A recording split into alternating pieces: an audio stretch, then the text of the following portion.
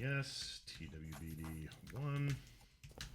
Okay, here we go. Looks like we're good on audio. We are. All right, here we go. In 3, 2, 1. Wrong one. Hold on. 3, 2, 1.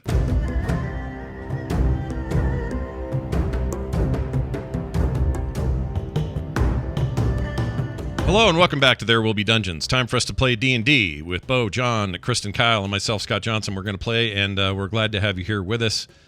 Quick reminder at the end of the show, we're going to tell you all about how you can support your favorite D&D podcast, so stick around for that. In the meantime, we're going to get straight into it and hand the mic over to Kristen, who will catch us up on what happened last time on There Will Be Dungeons. Last time on There Will Be Dungeons, the explosion from the eradicated entity flung our fearsome foursome. Varel had a vision. He was greeted by Grosjean and garnished gratitude for maiming the god killer's monstrosity. Upon waking, the group was gathered in a small area surrounded by friendlies firing on foes. It was time to head inside the sealed city. They took 2 Nashes, the jeweler, and a few others. Once inside, they drove to their determined destination, a Walmart. It was wide and held hidden troops Stanley furiously ferreted out. They were led by an old friend of Nash's, but the fight would not be foul. Empathy grenades rendered the repugnant rapscallion sad and easy to cater a kill. The rest fell just as well. With the way wicked, they beat it to the back and entered an elevator, headed down. Now rejoin our heroes and their forces as the battle rages for the fate of the wide and weird world of the Wastes.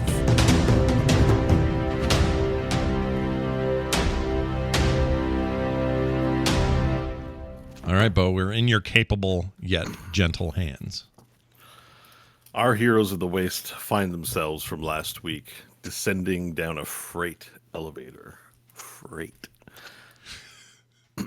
The freight elevator is made of steel and rebar. Chains clank from pulleys, clink, clink, clink, clink, clink, clink, clink.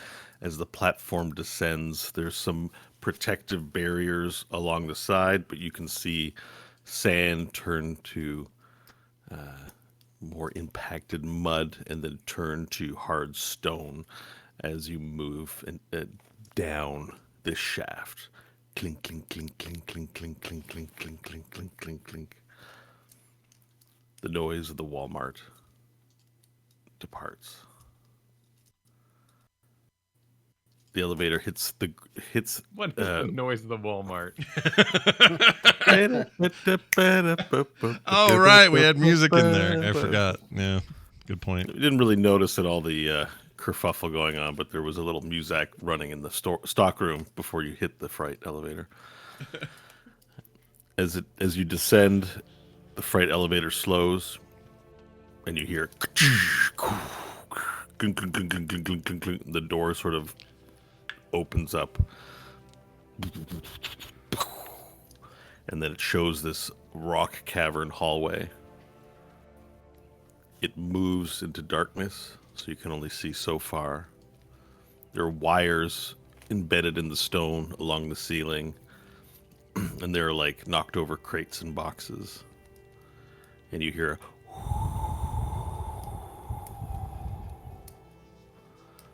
outside of the elevator shaft.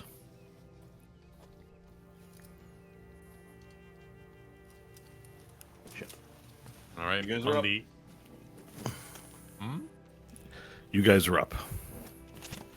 What would the party like to do? I finished my pepperonis/bacon strips that I had gotten from the pet section. Mm-hmm. They were a fine meal. I discard the bag, and I turn to Nash. Looking familiar? In what regard? Like I've been here before? That would be my hope. I mean, it's been a while. Couple of decades, so maybe, I guess. One hallway looks the same as the other, but sure. We're going the right way, I guess. Nash really doesn't know for sure. He knows we've been here. He's been here, but he doesn't remember exactly what it looked like or if it's changed. It's been a number of years, for sure. Who's still going with us? Do we have any other NPCs? It's just the party. Nash Maggard of the Solar Mines, Varel Rasvim Kurik, Arifi, Hope, Akamainos, Queen Regent Tietkala, and Valir Ornath, known in these parts as Stanley Billings, the Sileli Prime of the Elhandari. And the floaty ore business carrying our You prize. do have the trianglosphere. Someone has it. I think it was Hope that picked it up last. Yeah. The remote control with the Autoluke's sphere wrapping and carrying the weight of the trianglosphere device.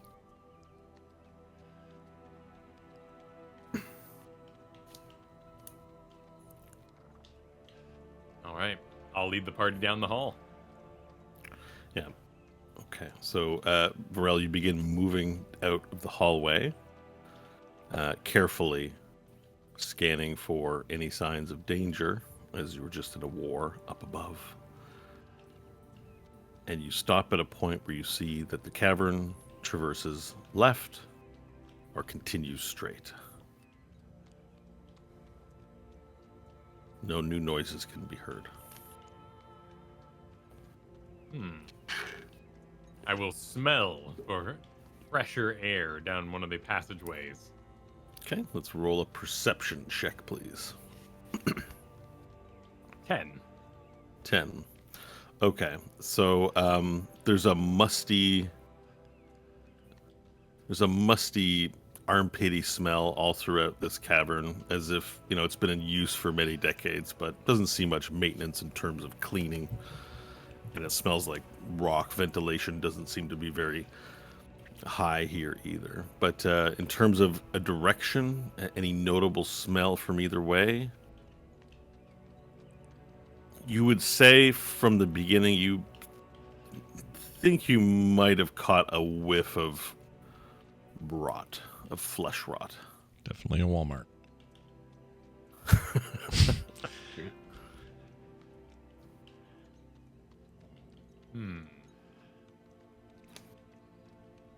Am I able to tell if either path seems to lead downward more or feels warmer? Seems we're heading towards Well, Varel's out ahead a little bit. From what you can see straight down, but without going around the corner, you can't see if it descends. But the path in front of you seems straight enough for now.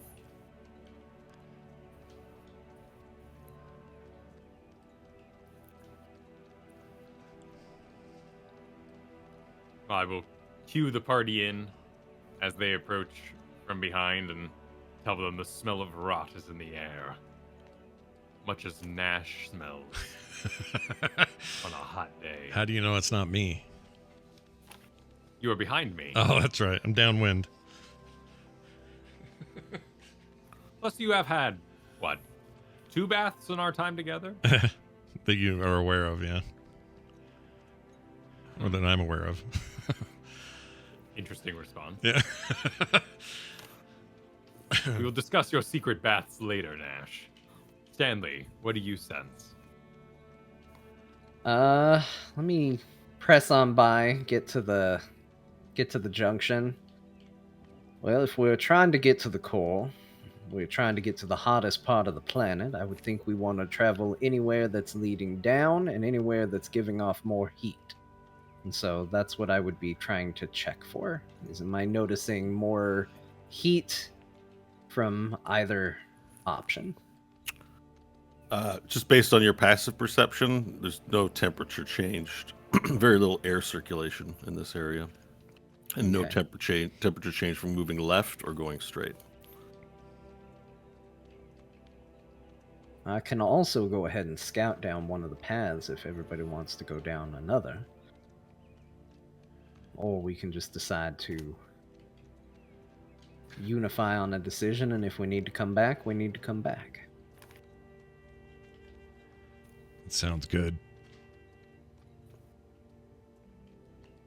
Stat-wise, you are the sneakiest of us right now, John. I think so. I'd imagine I have a +7 to stealth. I am the least. Okay. So I think I'm the most perceptive, too, so there's a decent chance that I would be able to detect things. Do we have any invisibilities or any of that nature? Because we still haven't seen the like of the principal, right? Not since Pentelweiss. So it would be safe to say he's down here being all boss-like. Sitting in big chairs and whatnot. And if we can jog Nash's memory, that's probably the best way to go. Nash, do you have like invisibility or anything like that? Or misty steps? Or... Trying to remember. Hold on. Maybe I do. No. I don't have any of that. At one point I did, and I swapped it out. This would have been a good time to have it, I guess. Okay.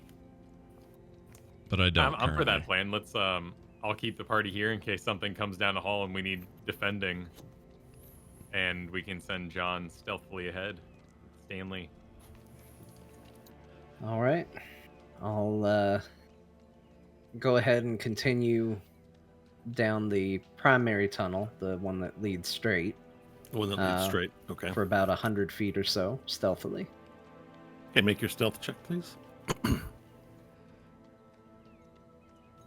then I think I still get to, yeah, because I still have, what's it on me? 25 for stealth. Okay, perfect.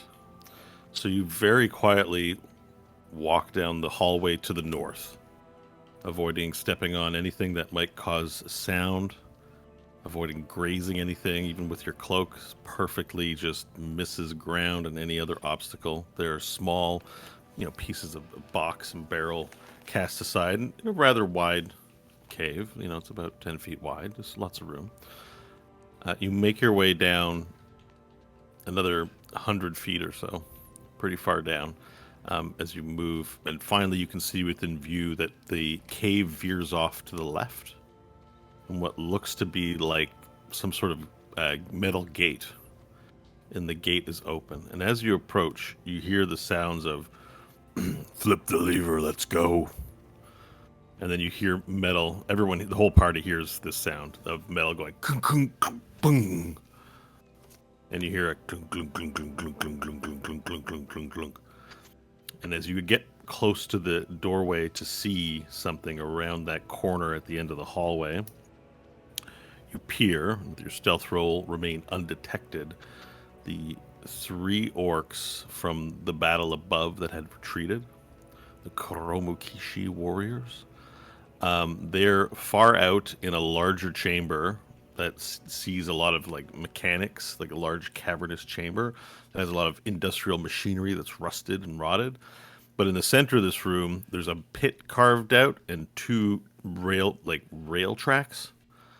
And they're on these rail cars that are carved out, that have seats and stuff, they're sort of box-like metal, and they have seats clearly intended for the transportation of humans, but not full subway cars, right? They're open on the top. And you see the rail cars start to move as the Kuromukishi has just initiated it to go, and then runs and hops in with the other 2, and the rail car goes clunk, clunk, clunk, clunk, clunk, clunk, clunk, clunk, clunk, clunk, clunk, clunk. It takes off down a cavern, and you hear as it echoes off into the distance. The whole party can now hear this noise, and then it echoes off into the distance. All right, I will cast message back to Varel and say, whisper into it, Varel, I went down this path. I see the orcs that were saying they were going to go inform the principal, so I think this is the correct way to go. If they are headed for him, this is the way we need to head. Does this thing go both ways? One time, so that's all I hear, and then if you say anything after it, no. Well, that's what happens. All right.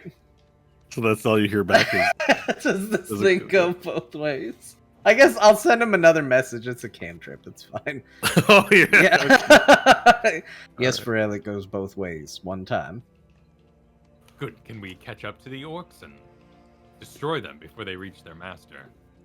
They took a train. We might be able to, but it's going very quickly.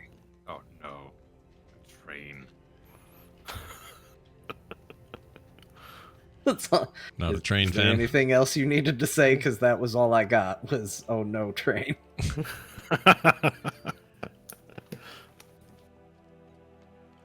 What? Stanley will just wait at this point. Did we catch up? Not working.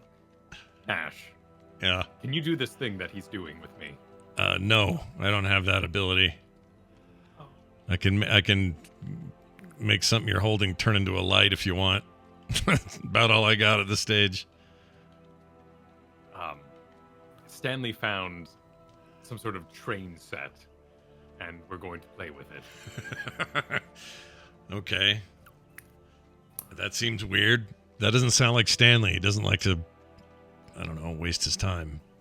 I fear we are in another Caravalon, perhaps, situation. Avoid the video games if you can this time. I'll advance the party after Stanley. Okay. Hope, Nash, you follow Vorel as he leads the way down the hallway, and you get to this entrance that's off to the right. That's sort of invisible from view because the cave turns a little bit.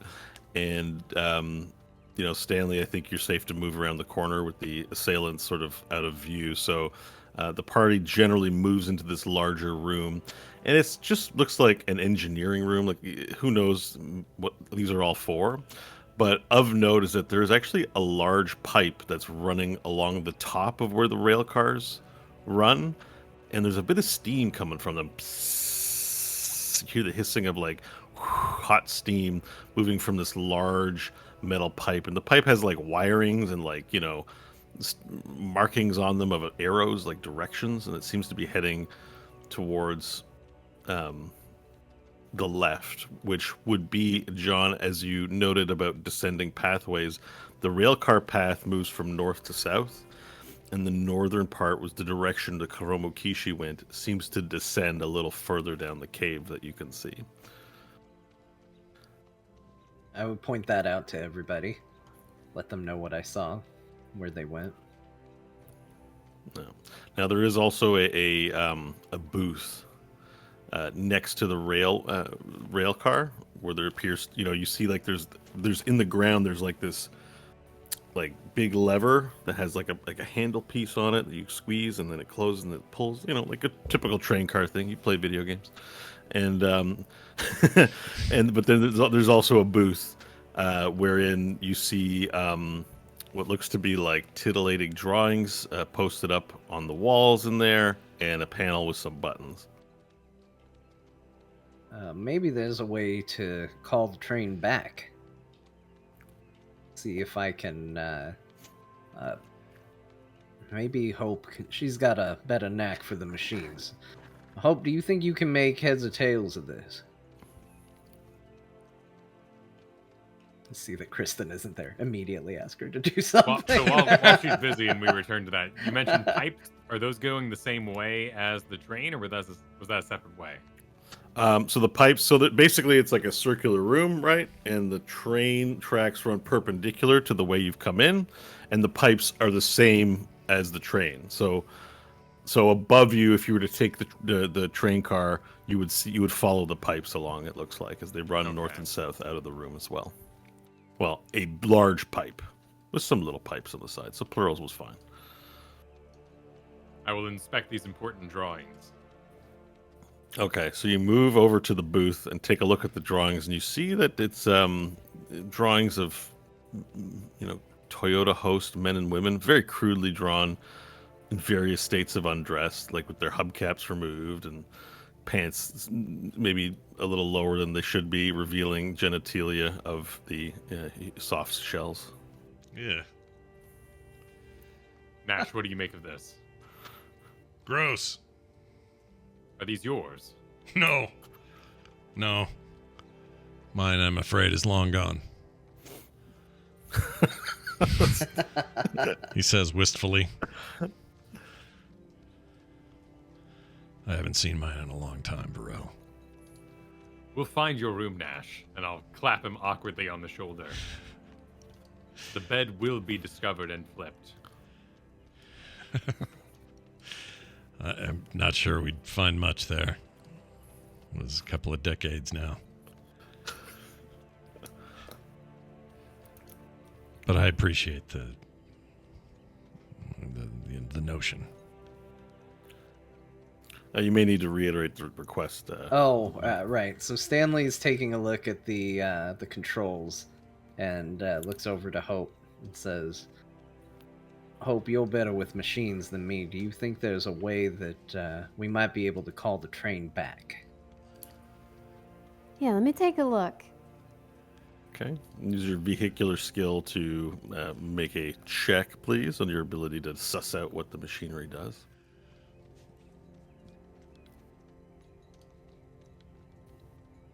A 9. Oh, 9. oof. Can I, seeing as Stanley's there assisting, and I actually, as of this last level up, am proficient with land vehicles, can I aid her in such a check? Oh, you can aid her, yes. So give her advantage by aiding her.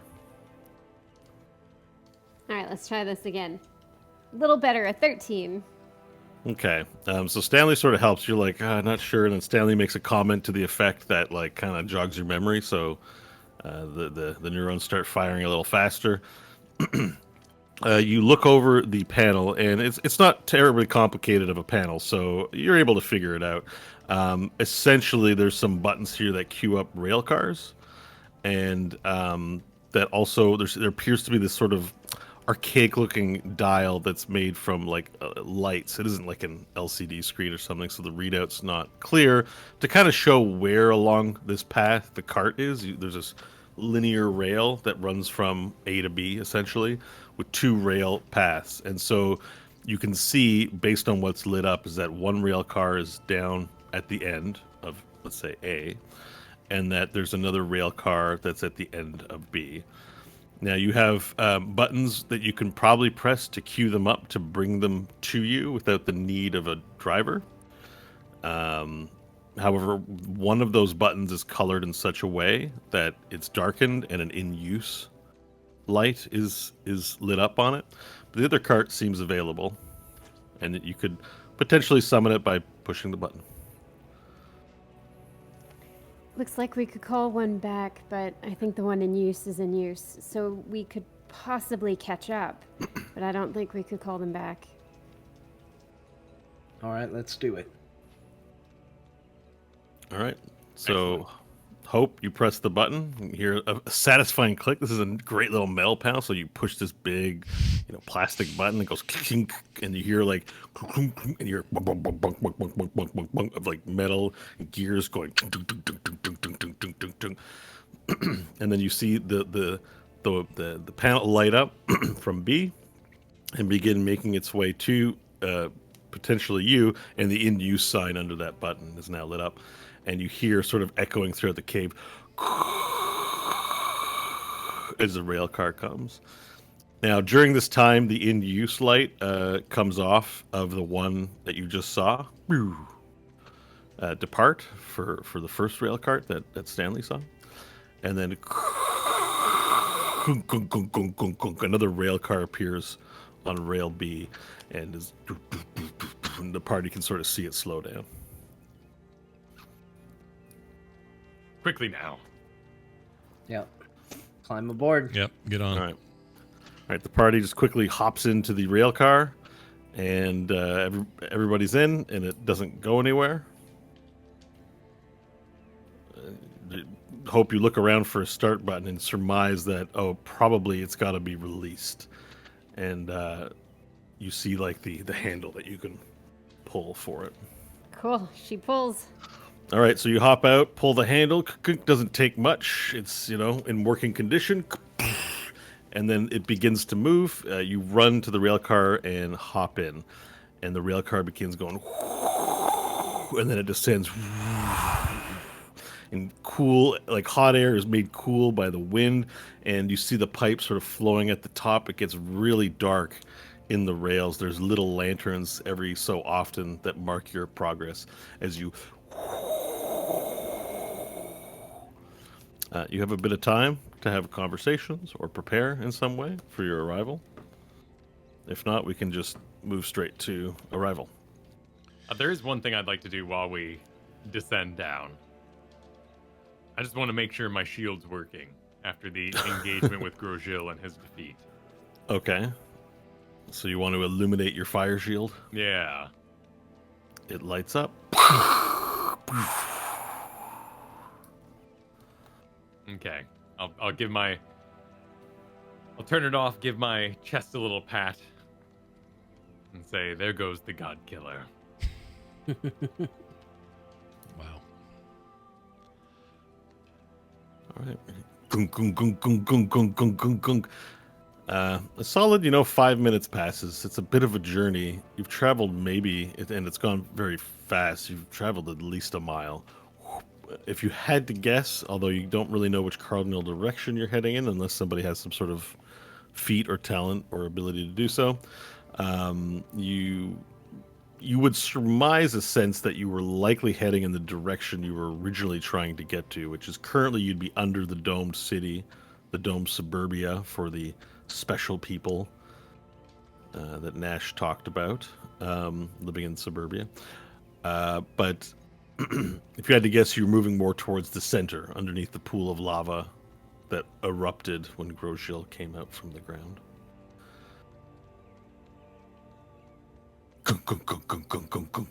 The rail car sort of coasts in, a chain grabs it, makes sure it's braked, and smoothly rolls in. And you roll to another large chamber, similar. You see the second rail car just there idling, and you see another sort of booth, and you see two torches blazing towards a cave, and then more cave entrance. More cave, like just... There's no people here. There's nothing much to see except engineering. And that pipe you see sort of moves down and is now on one side of the cave floor as it runs down that same cave as well.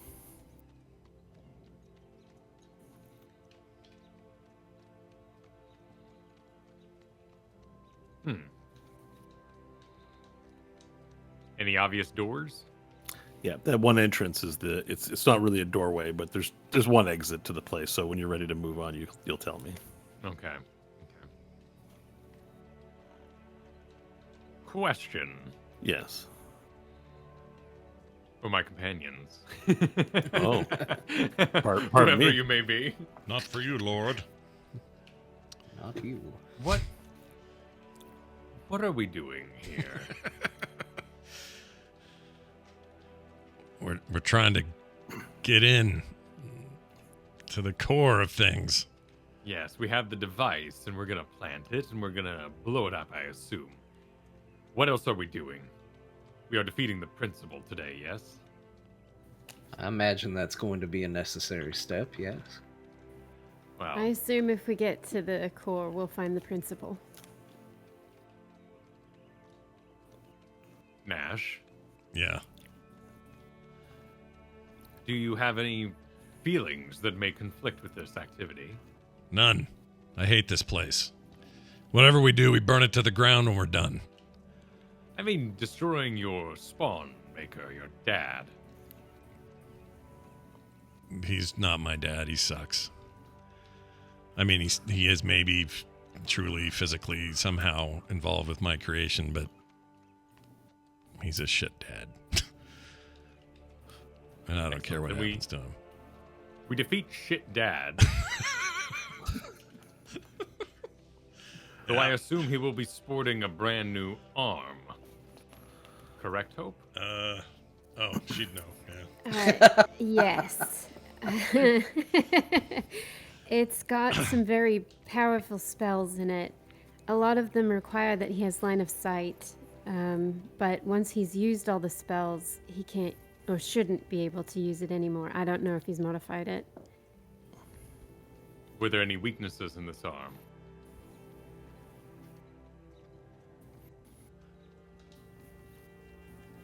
You had to be evil to use it.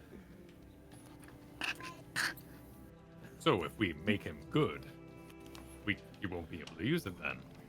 Possibly. Also, the the person that Leon belonged to was very scared of the principal. I don't know how we could use that, but if the principal and that thing don't get along, there's a chance it won't work. I'm not sure what to make of that, but I do have an idea. We have here a steam pipe, which we could use to mask our approach in some way. Nash, how do you feel about being bait? I mean, that's fine. Sure. I'm probably good bait. I don't know that either any of you being the object of bait would be a better idea because you're not this, you're not the one who got away. I think that's probably wise. I will happily risk the position of being bait. Question for Bo. How long would it take to get the triangular sphere working? Well, you're to deposit it into the hottest place of the planet, which was determined to be in the solar mines. You're not 100% sure what that place is, but it's a you'll know it when you see it kind of thing, because they are mining solar energy here, but also harvesting, from the Earth's mantle on some level. Yeah, so really there's nothing to it more than just to deposit it. It'll do all the rest of the work. You just got to chuck it in. Okay, It's check a, it it's in a, and then it's a turn off Mount the Doom wand. ring in Mordor kind of situation. Okay, gotcha. Yeah. Except it's a big elven technological device and not a ring. Okay, cool. So Hope will kind of look at Varel and nod, because there's a chance that if he's at the place we need to deposit this, one of us could try sneaking it around and in while you deal with your dad, Nash.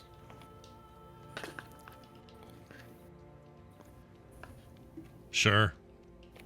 I mean, the only problem with me being bait at the moment is I have terrible hit points right now. So maybe Stanley wants to, man touch me or something before I go or do anything crazy. I mean, What's a man touch? I don't know. Never mind. I never mind. I don't want to know. I'm not sure I want to know. But yeah, I'm in bad shape. I Well, assume something along the lines of, Dad, I'm home. My many limbs that were melted together yearn to embrace you. I wish I had a father. Let us play the catch. And perhaps... What was it called in, What was the thing we trained for with the balls? Oh, Blood ball. blood ball. Blood, yes. Yes, you wish to participate in blood ball with your poppy, I've heard it referred to as. And as you do this, we will deposit the sphere, and should something go wrong, I will strike the steam vent, filling the whole place with steam, and we'll make our exit. I mean, maybe he's into that. I don't know. If he's not, one stern look could kill me. I'm only at 7 hit points. How is...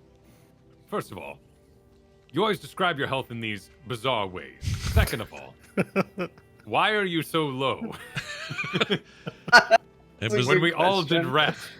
Oh, did we do a long rest? We did a short rest where you could roll hit dice to recover your I mean, hit any points. rest. I didn't know we did any rest. Oh, no, wait, you got blown up in the Walmart. yeah, I think that yeah. because I was gonna say I'm not at full either, and usually I'll short rest. to You guys full. can take a short rest now. This could count. The conversation's gone on long enough that you'd be like, you know what, sit down and maybe bandage up. Just FYI. Okay. You're If not you under any need to direct threat. Catch your breath, Nash. Why don't you do that? Don't forget, we have this night's rest in a can or whatever it is that the elves gave us. I don't think it should have too big of an effect on you, Nash. You're basically an immortal, so who cares if it cuts a couple years off your life? And near as I can tell, you can't die. Well, that's true. And honestly, this is in some ways the end of the road for me. If we don't win this, if we don't walk away victorious, well, I guess I float like a heart for eternity. It's worth it if if I die here, it's fine. That's what I'm trying to say.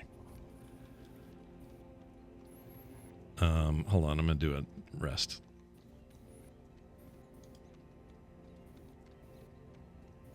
So we're doing a short rest? Yeah, I can't remember where to do it. Oh, there it is, short rest. Oh, jeez. I've used up almost all my hit dice. Yeah, same here. Yep, mine are all gone. Oh, I'm close. All right, here we go. I think you'd be okay to burn all your hit dice right now. Maybe. I can't guarantee it, promise, but just if it helps the indecision paralysis. I did like, anyway, feel and it yourselves, almost guys. got me to full. Okay, there we go. Almost. I've still got Well, what is it got me. Well, yeah, I'm still 30 down, but it got me up. It's better than 7. So I'm still missing 100 hit points. Nash, you've still got a dragon use. I think you've graduated to 2 charges, right? I think we used the second one with Grosjean. Yeah, hold on. I was gonna say. second. Oh yeah, first one was with the. Okay, you're at a charge. Never mind. Yeah, that's right. I'm a long rest away from anything better. Damn. Yeah, damn is right. Limping across this finish line. Okay. Hey, I got 7 more spells I can cast of various levels. Most of them low. So Is the long rest in a can take any delivery time, or is it a? It's an action. Jab it in your leg, and it's like instant activate. You instantly have your spell slots and your thing. So you could, in theory, burn it in combat. Okay. I think that's what I'll wait for. I don't want to use it before it's time. My plan as well. Don't use it unless I have to, and if I have to, it'll be fighting. Yeah. Well, I definitely don't care about. You could expect a bit of a hangover from it, but Yeah, and the loss of years on the end of your. I don't care about that. It's fine. it's like a fifth of my years as a lizard, so. Yeah, But still. good point. I should though, because Hope was doing Fingers of Death, as I remember, and if he Fingers of Death's me and I hit 0 hit points, I disintegrate her. Varel, are you concerned about your health? yeah, you have a feature that prevents you from. You have a feature related to. It's basically. What is it like? And something that you drop to 1 hit point, you enrage for a while, basically. So just don't forget about that. That's all. Oh, Yes, that's you've never triggered it. We've never triggered it. I don't think. No, and I have a natural one from my from being a barbarian as well, but I didn't know. I'm not trying to meta game too hard, but there's something about like hitting 0 hit points when disintegrated, you instantly die. Yeah, if you hit 0 disintegrate, disintegrated, you Okay. turn to dust. But the I am arm concerned that about my Hope health, yes. had did not have disintegrate. Okay. All right, well, Varel, we are probably going to need you at your prime, so Stanley will go over and speak some magical words and cast Heal on Varel, which is going to... What level spell is this? I think I might have to cast it at a higher level. I am. I'm going to cast Heal at 8th level. Oh damn. That is 90 hit points back to you, sir. Sweet. All right, so Stanley walks over. Where do you touch him? Like on his head? Do you Just a clasp on hover the over? shoulder. Do you man touch him? Just a shoulder clasp and just an instant, like, flaring flash of light and... Okay. A flash of light just mends all wounds and scales back to your normal leaves self. Stanley breathing pretty hard. Like, use What it well. That What I wanted. Oh, was sorry. that took a lot out of me.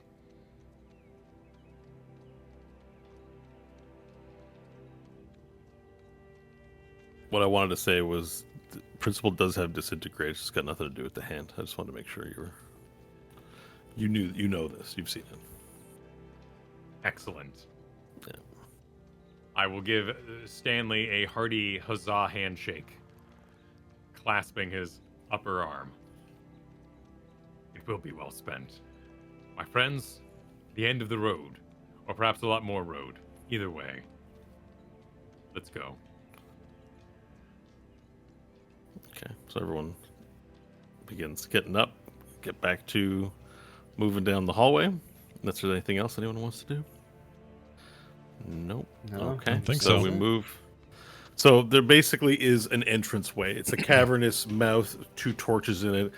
The only exit to this room, obviously, the way the Kurobokishi went. So, is there any stealthy approach, or do you just walk regular speed kind of thing? Any consideration to approach? I'm going to float to minimize footfalls and stuff like that. Nice. So Yeah, we'll move stealthily. Yeah.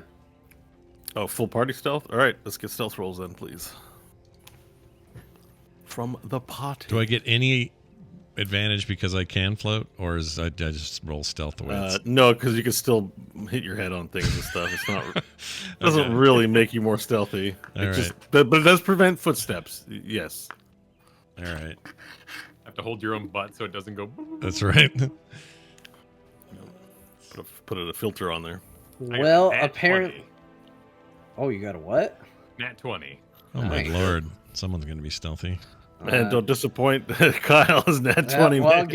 get ready. Apparently, still fatigued from casting a level 8 spell. They only got an 11. I got a 4. Okay. 4. Yeah, just He's tell me where I floating. bonk my head. It's fine. Whatever. 13 for hope. All right. Well, Varel, as you move forward, you're just like in the zone right now. After a speech like what you gave and your consideration, you just feel like you're on it.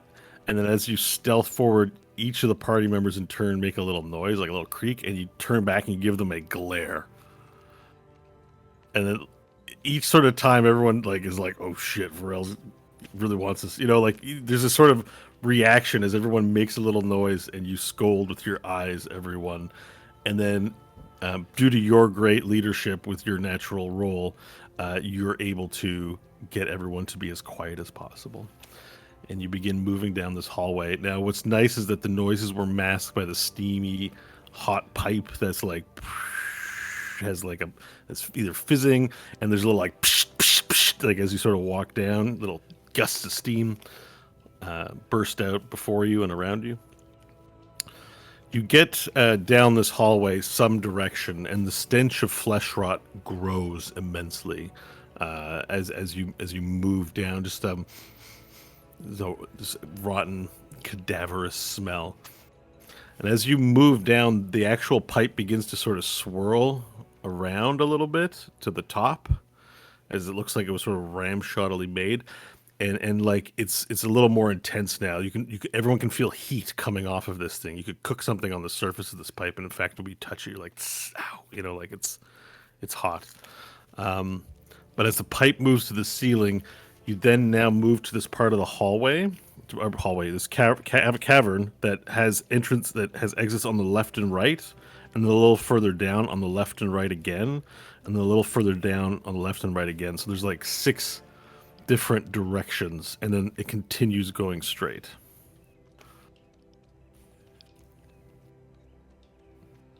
So and they're open, there's no doors, so potentially you could be seen if you just casually walk by, if there's anything to be noticed in there, or anything to notice you in there. So what would you like to do? Any foot traffic? Tracks? Survival roll. Yeah. All right, well, this is just for investigating. We can make other rolls later. So you take a look just on the ground real quickly to see what the foot track situation is, because you didn't really think of it till now. And you see a great many boot prints all around. And in fact, as you sort of pick up a grain of sand, you see coagulated blood, in a sand thing, just maybe some blood spilled there, made the sand clump, and you just have to. And looking at it, it's not fresh, but it's not really old either.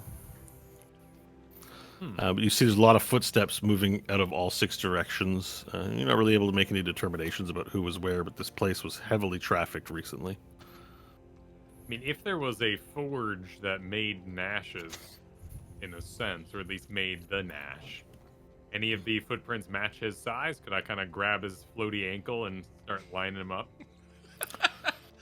I mean, some of them do match as you move over and bring his leg to some of the footprints. I mean, Nash is. Are you wearing work boots? What boots? What's your foot gear situation? Oh, I assume you're jeez. barefoot, but I don't think that's right. No, don't assume that. That's a terrible assumption. Let's see. What am I wearing? You got your rambunctious boot threads, maybe? But anyways, Still- while he figures out what boots he's wearing, I got some it. of them do Steel- match the size. Steel-toed boots with a secret spike is what I'm currently Okay. wearing. All right. Yeah. So he takes your leg, Nash, and he just begins lining them up harmlessly. You know, he's not harming you by grabbing your leg. So unless you want to make me roll for it. Unless He you want matches to. your foot up to various things. He pulls you from floating, so he's kind of pulling you down a little bit, and matches your feet. And it matches some of the sizes. There's a great many footprints on the ground. What's our lighting situation right now? The lighting. Good question. I forgot to. There's lighting, like sort of these electrical cabling that's moving alongside of these caverns as well, and periodically there's some halogen light style thing sort of emanating from these wires. So you are getting illumination from there. If not that, then you can see sort of the glow of kerosene lamps here and there. Okay.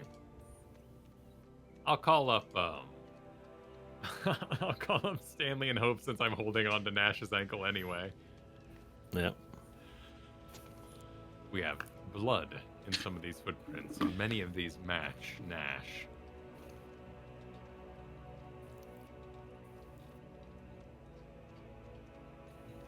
How much blood? I'll look up your leg at you. Little. Dripped, perhaps. Someone's injured.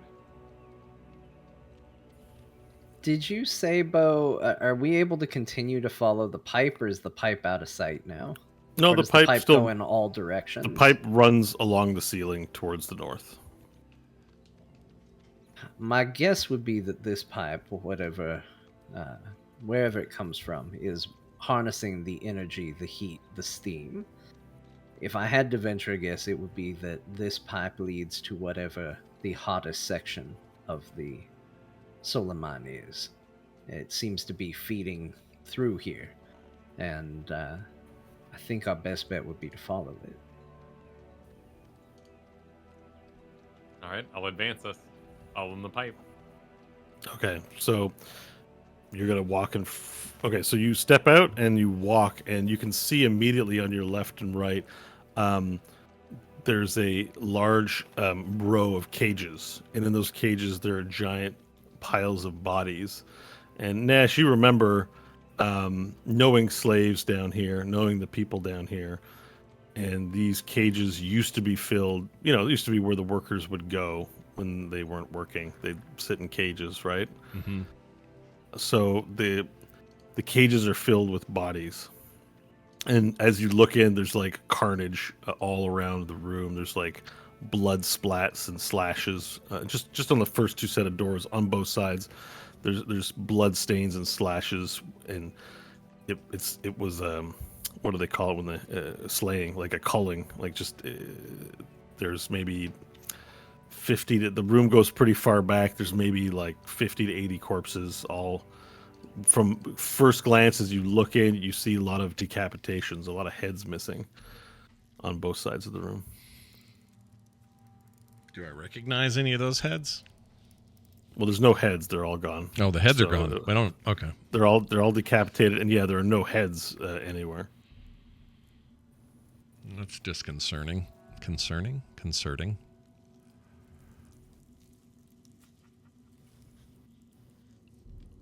I would say something like, these weren't, to my memory, these weren't here before.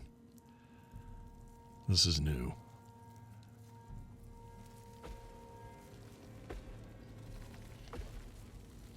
Well, Do you continue on, or do you explore the side rooms? I assume this is the source of the rotting flesh smell, then. The stench is now explained. Yes. Are they dressed in any certain way? They're wearing rags, like just peasants' clothing, essentially, just like tattered dungarees and like ripped cloth shirts. They races of all various kinds, not just anything in particular. No lizard folk here, but you definitely spot what could be human elf, like soft shell races, essentially. But they're all in a pile, fully closed, so it's hard to tell without doing a bit more investigation work. What exactly the numbers would be. But they seem to be like the doors of the cages seem to be ajar, like of the prison cells, and the bodies seem to be piled up in various corners with their heads taken off.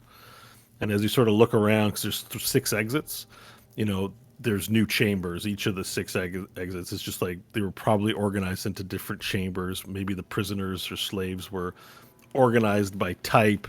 One of the rooms doesn't have a lot of cages. It looked more like a discipline room where it has, posts for people to be tied up and whipped on and things of that nature. It seems like whatever they're doing, they're basically calling off their efforts here. If they're getting rid of their labor, then they may be ready to sacrifice it. Didn't you say they could flood the tunnels with lava if needed? They could, but it was always a last resort. Well, if they're killing their workers, I would say they are in last resort territory. I think we need to hurry. Yeah, I think you're right.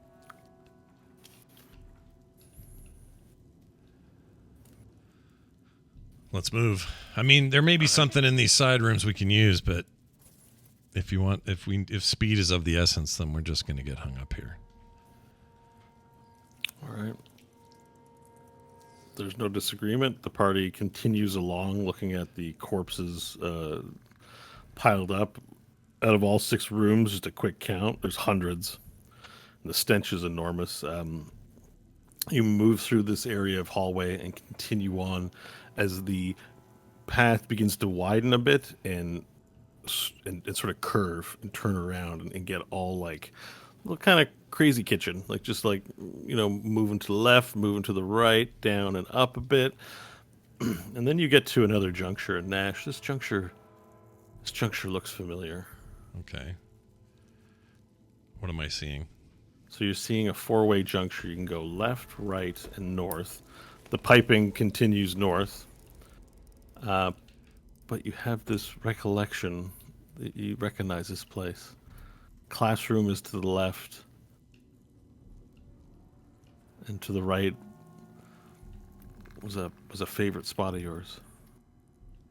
What is this? What does that place look like on the right? It all just looks like cavern right now. There's nothing to see. There's just caverns, but the configuration just triggers a sense of deja vu for you. You're like, oh yeah, I remember this place. Classroom. I think this is where they used to train us, but it's so dilapidated now. This was clean and shiny and fresh, and it wasn't like this before. That must mean they don't do that anymore.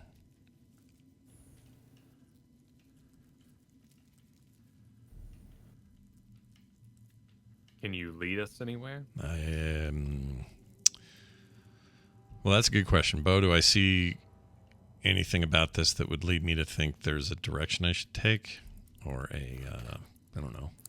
It would seem that Stanley's logic was, the reasonable course. We're following the pipe because that's where it would go.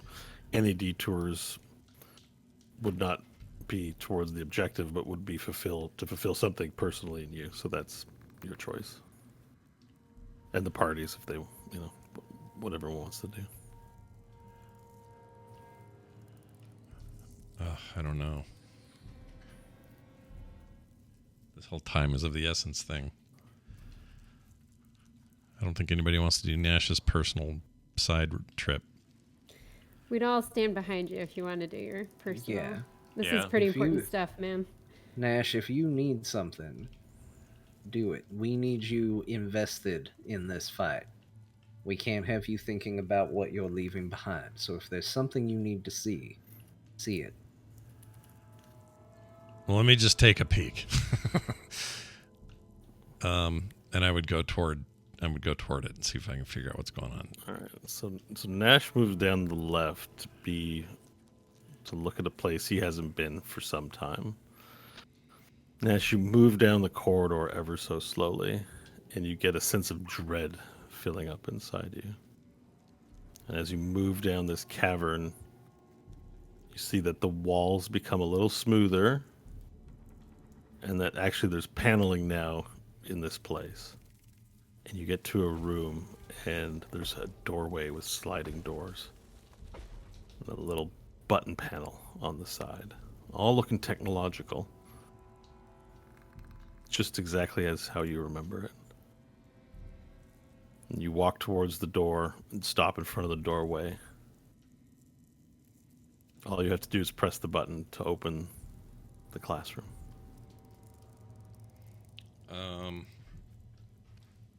And this all this electronics or any of this machinery, this is all, can I tell that it's working? You know, Yeah, like, it looks lit up. I mean, there's a bit of light on the button. There's wiring. You hear beep, beep, beep, beep, beep, beep, beep, computer sounds. all right, let's push it. Let's do it. What's the worst that can happen? You walk forward, push the button, the doors open, and you see a row of 4 by 8 rows of chairs, and those chairs are leaned back. They look like medical chairs, and there's straps to strap the person in the chair, and there's these machines coming out of the back that have these like needles and wires and little weird contraptions, and then you have also from the ceiling under atop each chair this like projector that comes down. It looks like it has these VR goggle style things, and there's this whole room, and sitting in the room a little farther down by a desk there's a man, a silhouette of a man. He's got one hand sort of leaning on his head, and it's got like a glass in it. And his other hand is sort of low, like as he's sitting, he has one hand between his legs kind of thing, and he has another one, and it's got a glass of something. And it sips. So you came, Nash. He puts the glass down. Who are you? And then he takes a bottle. Puts the glass down, puts the bottle down. What do you mean, who am I? Who are you? What is this You mean to place? say you don't remember your instructor? No. You seem, I don't know, unfamiliar. Do you remember, there was a time, Nash, where you fell down in the hallway. You'd stubbed your toe and you cried. And then I picked you up and I said, real men don't cry. And I punched you in the stomach. You telling me you don't remember the lessons that I gave you, son? I remember that, but I don't remember your face.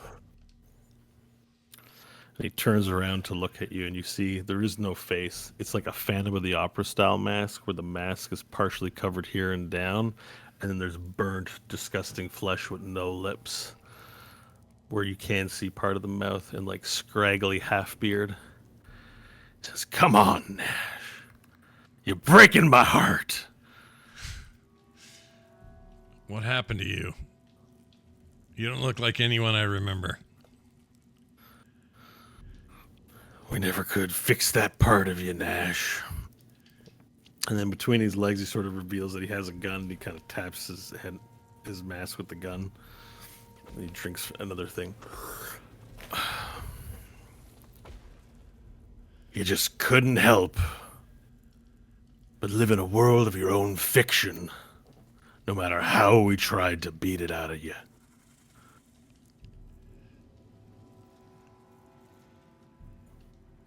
which would be fine. We would have tossed you in the flesh pit and repurposed your flesh for something else. But your daddy, well, your daddy doesn't like to be told no. Well, do you work for him now? Now, I guess you did then too, but Nash, we've always worked for the principal. There is no one else in this world doing anything of any meaning. At least this way you had a chance. At least sometimes you got to watch a nice movie or two from the Walmart. Now what do you say, Nash? For old time's sake, you want to hop in? Before this place burns to shit. hop in.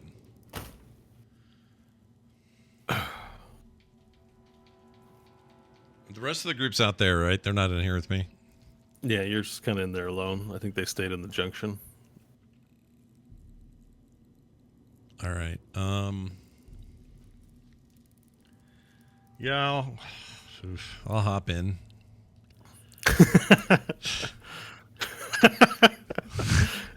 May as well. Let's see where this takes us. Let's go. All right, so you hop into one of them, and he gets up and he says, "Really, Nash?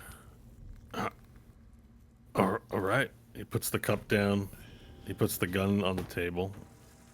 He comes over, and he starts singing, "1 little, 2 little, 3 little Nash.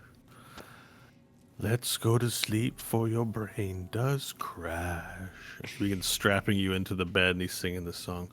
1 little, 3, 4 little, 5 little, 6 little Nash. I know you like potatoes, so let's make a mash. And he's singing these really weird songs as he's like jittery. And as he puts your arm, you let him move you, he puts your arm, he straps an arm in. And he goes to strap another arm in. He goes to strap your legs in. He straps your belt in. And he straps your head in. He puts a belt around you so you won't move over your chest. And then he brings his headset down. And he's like, okay. And then these arms sort of come up. And then he puts them on your eyeballs and forces your eyeballs open. So now you can't blink. They're open, and you can tell me to stop or you want to do something or try to. You're strapped in now, so you can't. But no, keep going. He opens your eyelids and then he brings down. I've got a new one for you, Nash. You'll like this. And then he brings down the headset and straps it to your face. And then a film begins playing, the opening credits to Mad Max Fury Road. Oh, sweet. And you begin watching a film strapped into this device. But every few seconds, it shocks you. So as you're watching it, you feel electric shocks like hit parts of your body. Does it hurt? Is it uncomfortable? It doesn't feel good, no. And yes, for each shock, you begin taking damage. Oh, jeez. As you watch this movie. So you start with 5 electrical points of damage. So the rest of the party, you can hear this singing coming from the hallway that isn't Nash singing. All right, I think pretty quickly we go see what this was about. Okay. Yeah. I can't imagine we would just let him be sung to. So 1 head, 2 head, 3 head pop open in the doorway, and you all see Nash is like strapped into a chair in a room full of chairs, and this like man with this Phantom of the Opera mask is singing him like this weird lullaby. 12 little, 13 little, 14 little Nash. What was you guys- that? you hear that? It's the start of Fury Road. Oh, okay. Oh, we're gonna get. He's already watching it. He's getting legal. Scott's trouble. literally Scott's like, watching got the an movie. excuse to watch Fury Road. He's gonna watch it. This I can That was RP. fun. Yeah. Yeah. I'm bringing it, making it real. That's where he smashes the 2-headed lizard and eats it. I tell myself, they cannot touch All right. me. Well, realistically, Yeah. I would assume Nash was in danger and had gotten himself in a pickle, and we would be. So I'd start blasting. Oh, you Jeez. start Oh my blasting. gosh! All right, let's do it. So yeah, I would come in and Eldritch blast the hell out of that guy. Okay, make your attack roll. Okay, beam number 1 is a 29 to hit. It's a hit. Beam number 2 is a 14 to hit. It's a hit. Beam number 3 is a natural 20. That's a hit. Roll all your dice. Damn, dude. Okay, the crit beam is 7 points of force damage. The other 2 beams are a 10 and a 6. So that's, what, a total of 23 points of force damage right Sure out of the thing. gate. Yeah, so you just turn around, you start blasting your Eldritch Blast, and it annihilates him. Like, it shocks him as it, like, he hits the wall, like, and then leans on it, you know, Darth Vader style. He's like, ah! And his flesh melts, and the mask, like, embeds itself into his skin as he just goes, ah! Nash, he says as he dies. He says, Nash. And he falls over. And am I aware of how things are going? No, you're Okay. in Mad Max world. You're watching a movie. You got headphones on. You're getting zapped. Like Nash is like, "Zzz." Stanley would just yell to Varel, "Get him out of that machine, whatever it is."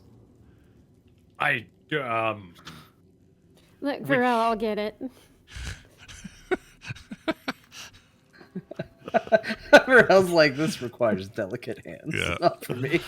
All right. What do you start with? Start by taking his headset off, or what's going on? So what she'd do, Hope would look at the chair and see if she finds any cable plugins and start unplugging things first. Yeah, certainly. There are cable plugins that run in the back of the chair and move down. So you're just going to do a pull. Let's do an athletics check. You're just going to rip them out. Fighter style. Oh, yeah. 18. Let's see what kind of 18. a fight those cables put Yeah, up. so I mean, pretty good. You put your boot down and you pull the cables and you rip cable and some cable comes out of the ground and then you just go, "Arr!" And they split and tear and there's a shock as electrical current runs through you. I need you to make a Constitution saving throw, please. 14. Okay, so you take half damage on the electrical cabling, doing damage to you. That is 10 lightning damage, so 5 for you. As the damage,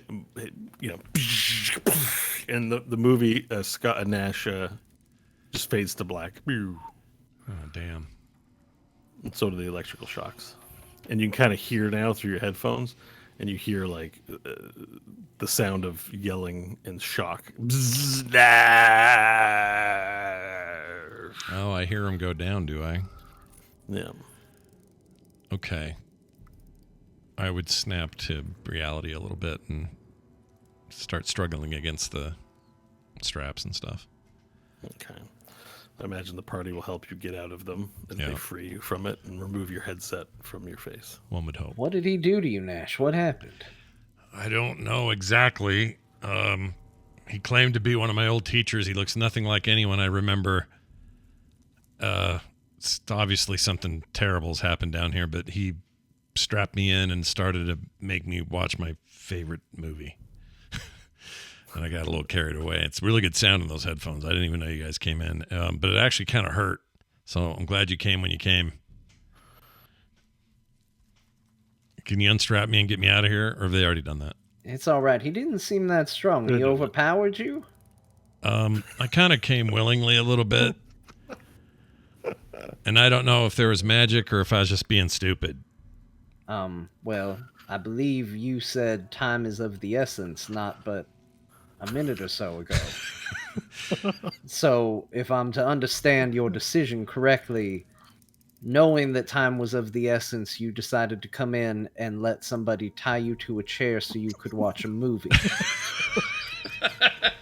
Well, when you describe it that way, yes, I guess that is what happened. But I thought there was, I thought there was maybe some value in it for us. Perhaps we would uncover an artifact or get a better answer to our direction, what direction we're going to or whatever. But I got a little carried away.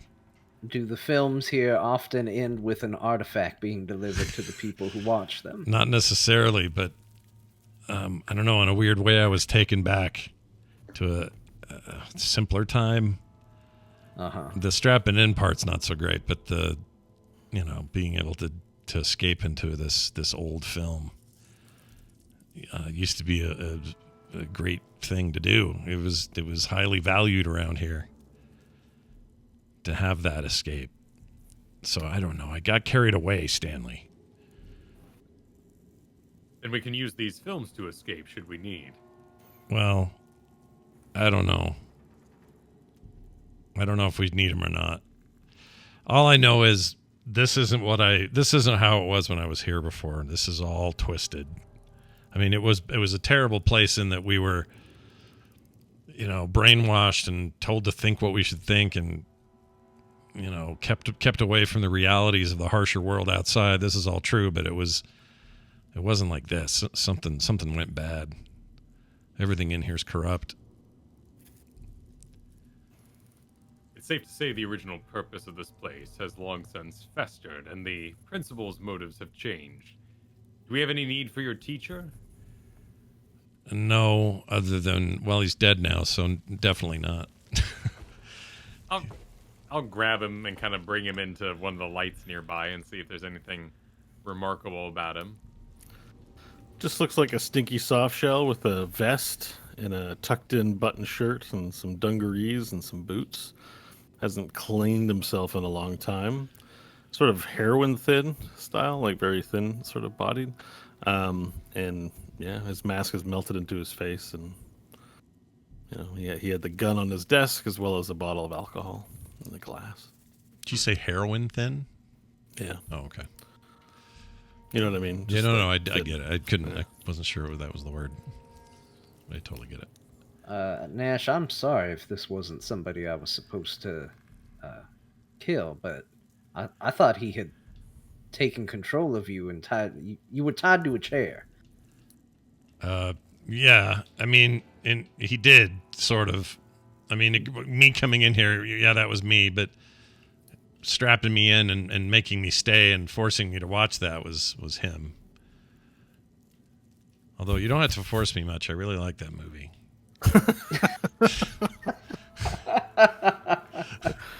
It's really good, Stanley. You should watch it. In fact, I want to grab whatever VHS or DVD it is and take it with me. Sure. Well, you have some recollection of how things work here, and there is like a bay of VHS is like 15 VCRs towards the back of the room that sort of pipe in and wire up to the ceiling as you look around the classroom where the desk is. Okay. I would find wherever that's playing from and take it. Hey, you push the eject button and you see all kinds of movies pop out. There's Star Wars, the Star Wars films, Marvel films. Then you find the one. It's not the actual label of the VHS. It's like a tape, Yeah. So it's handwritten. It says Mad Max Fury Road. Sweet, I'll take that. And also, there's another movie on there, Steel Magnolias. I don't want that one.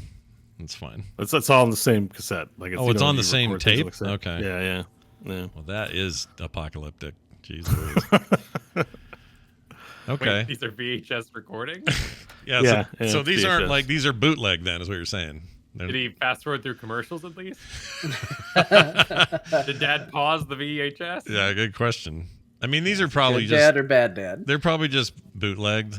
Like when I was in junior high, I knew have I told you guys this? I knew the warden's son of the local prison, and he used to get me like Star Wars and E.T. and all that stuff for free. Everyone taped movies for their friends in those days. Yeah.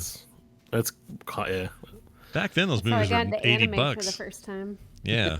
Like bootleg anime VHS that was dubbed. That's by all you fans had. For fans. That's all you had. Yeah. Yeah. Like my friend's dad was a distributor of early anime. Yeah, that's crazy. The only thing that made mine weird is that he was the warden's son, and I don't, it seemed like ironic. Yeah. Supposed to set an example, but you hear all the time about the chief's kid throwing the weirdest parties and getting, that's almost a trope, a storytelling trope. Yep. The law enforcement official struggling with their child being bad. Yep.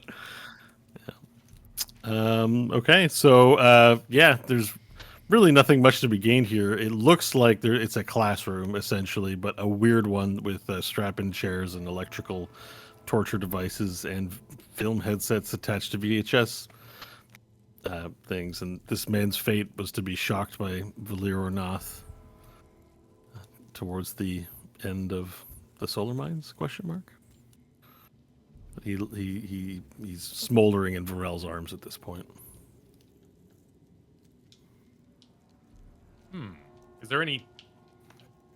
I'm stuck in the old the player pickle here of not understanding modern technology as Varel. Sure. However, for a little bit of table talk, is there like a projection? Could we like make a movie really loud and use that to call up ads, as it were? It looks like the VHSs are connected to the viewing torture devices. Okay. Think like what's that movie? Sorry, A Clockwork Orange. Like it's somewhat, but no projector, but it's like headsets strapped in. It's essentially a classroom of Clockwork Orange rooms. Okay. Okay. So weird. Gives me legit freaks. Well, did you get your artifact that you need, Nash? Are we clear to proceed? Yeah, I got it. Do you want to take a VCR too, so you can play it? And Yeah, I'll maybe take. a TV? I'll take. It's like a looter from the 90s. He's just got a VHS tape and a VCR as he runs through the solar mine. We have a classroom wheelie cart so that we don't have to carry it all. Yeah, you could get a whole TV on one of those. Yeah, there's a classroom wheelie cart, and if you roll a history check, you might remember something useful at this juncture. Oh, let's do it. I'm down with that. Yeah, roll your history check, boy. Hold on, I gotta close this Mad Max window. There we go. He's watching Mad Max. I'm not watching it. It's just up. All right, what am I doing? History check. History check. Here we go. And I'm just resting my eyes. It's all good. yeah, it's just up. I don't know what's happening. 16 is my roll. All right, you remember that there's an AV closet towards the back of the room. An AV closet? Amazing. Oh my god. And you immediately go over there upon making the roll and open up, and you see carts and CRT TVs and more VHS tapes. Like there's a whole row full of VHS tapes and a ton of VCRs and cable. Like everything you need to bring your own viewing system back home with you. Now, how accurate do we have to be to real history? Because in actual history, there was never a VHS or DVD version of Mad Max Fury Road. So are we just assuming these are just videotaped off of whatever was big before the fall of man? When you were a student and you used to ask questions, you remember this instructor used to tell you shut up and he'd shock you. So you don't know. That was the problem, is I was always asking questions. All right. I'll take the tape and the smallest VCR I can take. All right. Well, the smallest VCR isn't that small. Does anyone have a bag of holding? Maybe it'd make it easier to transport. Stanley does, right? It's gone. Oh, that's right. Destroyed by a big old space laser. We had one of those growing up. Maybe you could leave it here for on your way out. How about that? You know what? I would do that, and I would also be cool with just the idea of that I have the tape. It's like finding an old NES cartridge that's hard to find. If I never play it, it's fine. I have the cartridge. Could be a future adventure. We could search for a VCR. Which is hilarious because I thought it was at Reach. I was about to show you on camera, and it would have been perfect, but a fan sent me a NES version of Mad Max, so I could have held that up, and it would have been the perfect comparison, but I don't have it somewhere in this room. Man, I kind of love the idea though, because this place is going to run on old technology, we might even be able to use these in some way in the final fight if anything in the room runs on tape, or replace the principal's drive with a copy of Who Framed Roger Rabbit. Yeah, plus these are all going to freaks. My guess is no one's trained in this stuff anymore, so this would all seem like magic to everybody. Just want to go 100 years into the future when we're done with this story and the lizards have settled here. What this technology leads the lizard folk to in the future. Like Just assume it'll all be furniture. they just become the most advanced society because they have this window into old television shows. Yeah. You must go to the cave and watch Jumanji. Yeah, exactly. Yeah. That's funny. Temple of Doom was a prequel. Be a lot of good mystery there. Yeah, that's all I'll do, though. I'll just take that. I don't want to. All right, you pocket the tape and think wistfully about the potential squandered here. And does everyone return back to the hallway? Are we done in here? Yeah, I killed something. I feel pretty good about it. Okay, well, Valier's very murderous right now.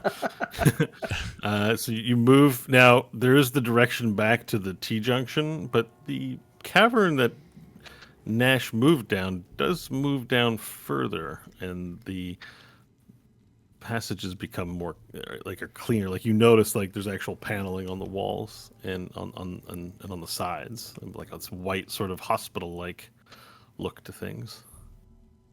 And one could journey further down this direction, but there's no hot metal pipe running down this path.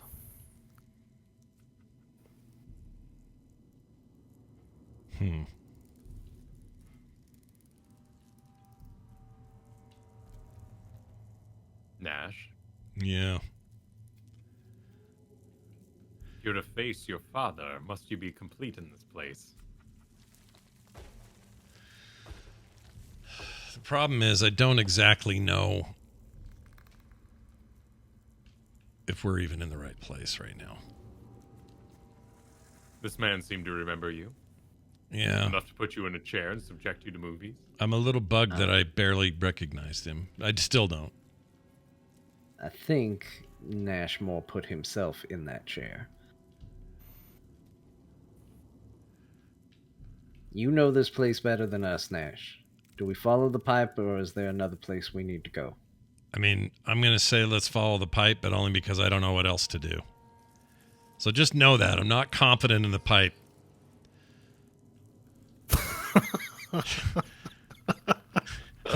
I don't want to lead anybody astray, but I think the pipe is probably our best option, but I don't know. I'm just saying, don't assume I know I'm the only one with an answer here, because I don't know for sure. Let's follow the pipe. He says very warily. I really don't know if the pipe's the way to go. Well, just to understand the decision, one direction is the pipe, and the other direction is further down memory lane, so to speak. Yeah. These places. I mean, if I go down memory lane, I'll say this. If we go down this way, this represents a lot of old memories and potentially things that will draw my attention and slow us down. So if you'll come along with me, then we can go that way and see what else is here. But if you want fastest, simplest way forward, probably we got to follow the pipe. If I had to guess, I don't know 100%. Because he literally doesn't. He doesn't know. Nash, you probably only have one chance to find all this stuff out. We'll follow you.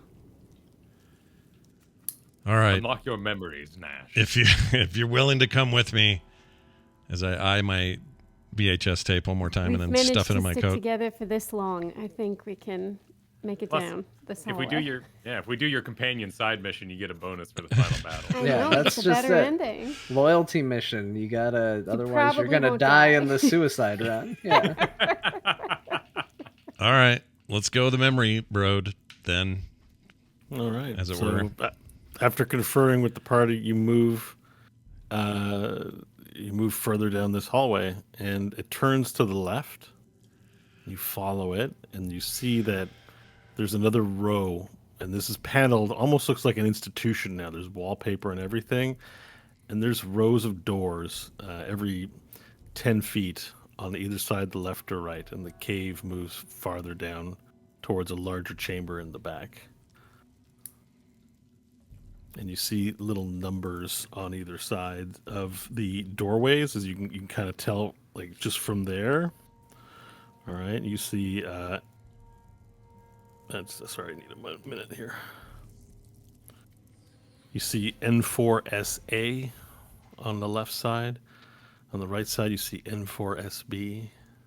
You see N4SC, N4SD, N4SE, N4SF, etc., etc., numbering the doors on the side. N4SE. Would I know what those mean? Well, so as you continue walking down this hallway, you peer in. There's little like square hole where the doors are, and with sort of grated metal, you can peer in. And when you peer in, you actually see just empty room with a bucket for defecating, a little bed in the corner. And as you move S4, N4SE, N4SG, and you get, Nash, you get to N4SH, N4-SH. And that's familiar to me. And all of a sudden you're struck. Oh, I'll be like, this is my bedroom. All right? This is my dorm. Yeah, you're like, oh shit, it's your old room. I would go, oh shit, it's my old room, I'd say. Let's see if my penis is still under the bed, and I'd go in there and look. First thing I'd do, pick the bed up and look. As you go open to look, you see that the door's like locked, and it's like key locked. You try to open it up, and it won't let you in. Oh, shit. You peer in, and you see your bed. You're not sure if it's how you left it. There's mildew and rot all over the top of it, and you see your shit in bucket. Okay. But I can't get in? You remember maybe being locked in here because it kept you safe. But you remember there was a warden here. His son would sometimes sneak you out of your room to go watch more movies in the classroom. But there was a way to unlock it. It's got to be a key somewhere. What if I brute forced it with something? Like, yeah, I mean, what if? Do you want to do that? kind of. I do. You can tell Varel to do it as well. If you know. Well, that's what I was thinking. So I would say, Varel, do you want to try to tear this door open? It was always locked when I was younger. It's locked again. You might be strong enough. Might be. I mean, you are 100% strong enough, and you can add this to the list of your accomplishments once you've done it. Open her doors. Right, I'll head over, give the door handle a jiggle, and then give it a solid shouldering. All right. Athletics, please.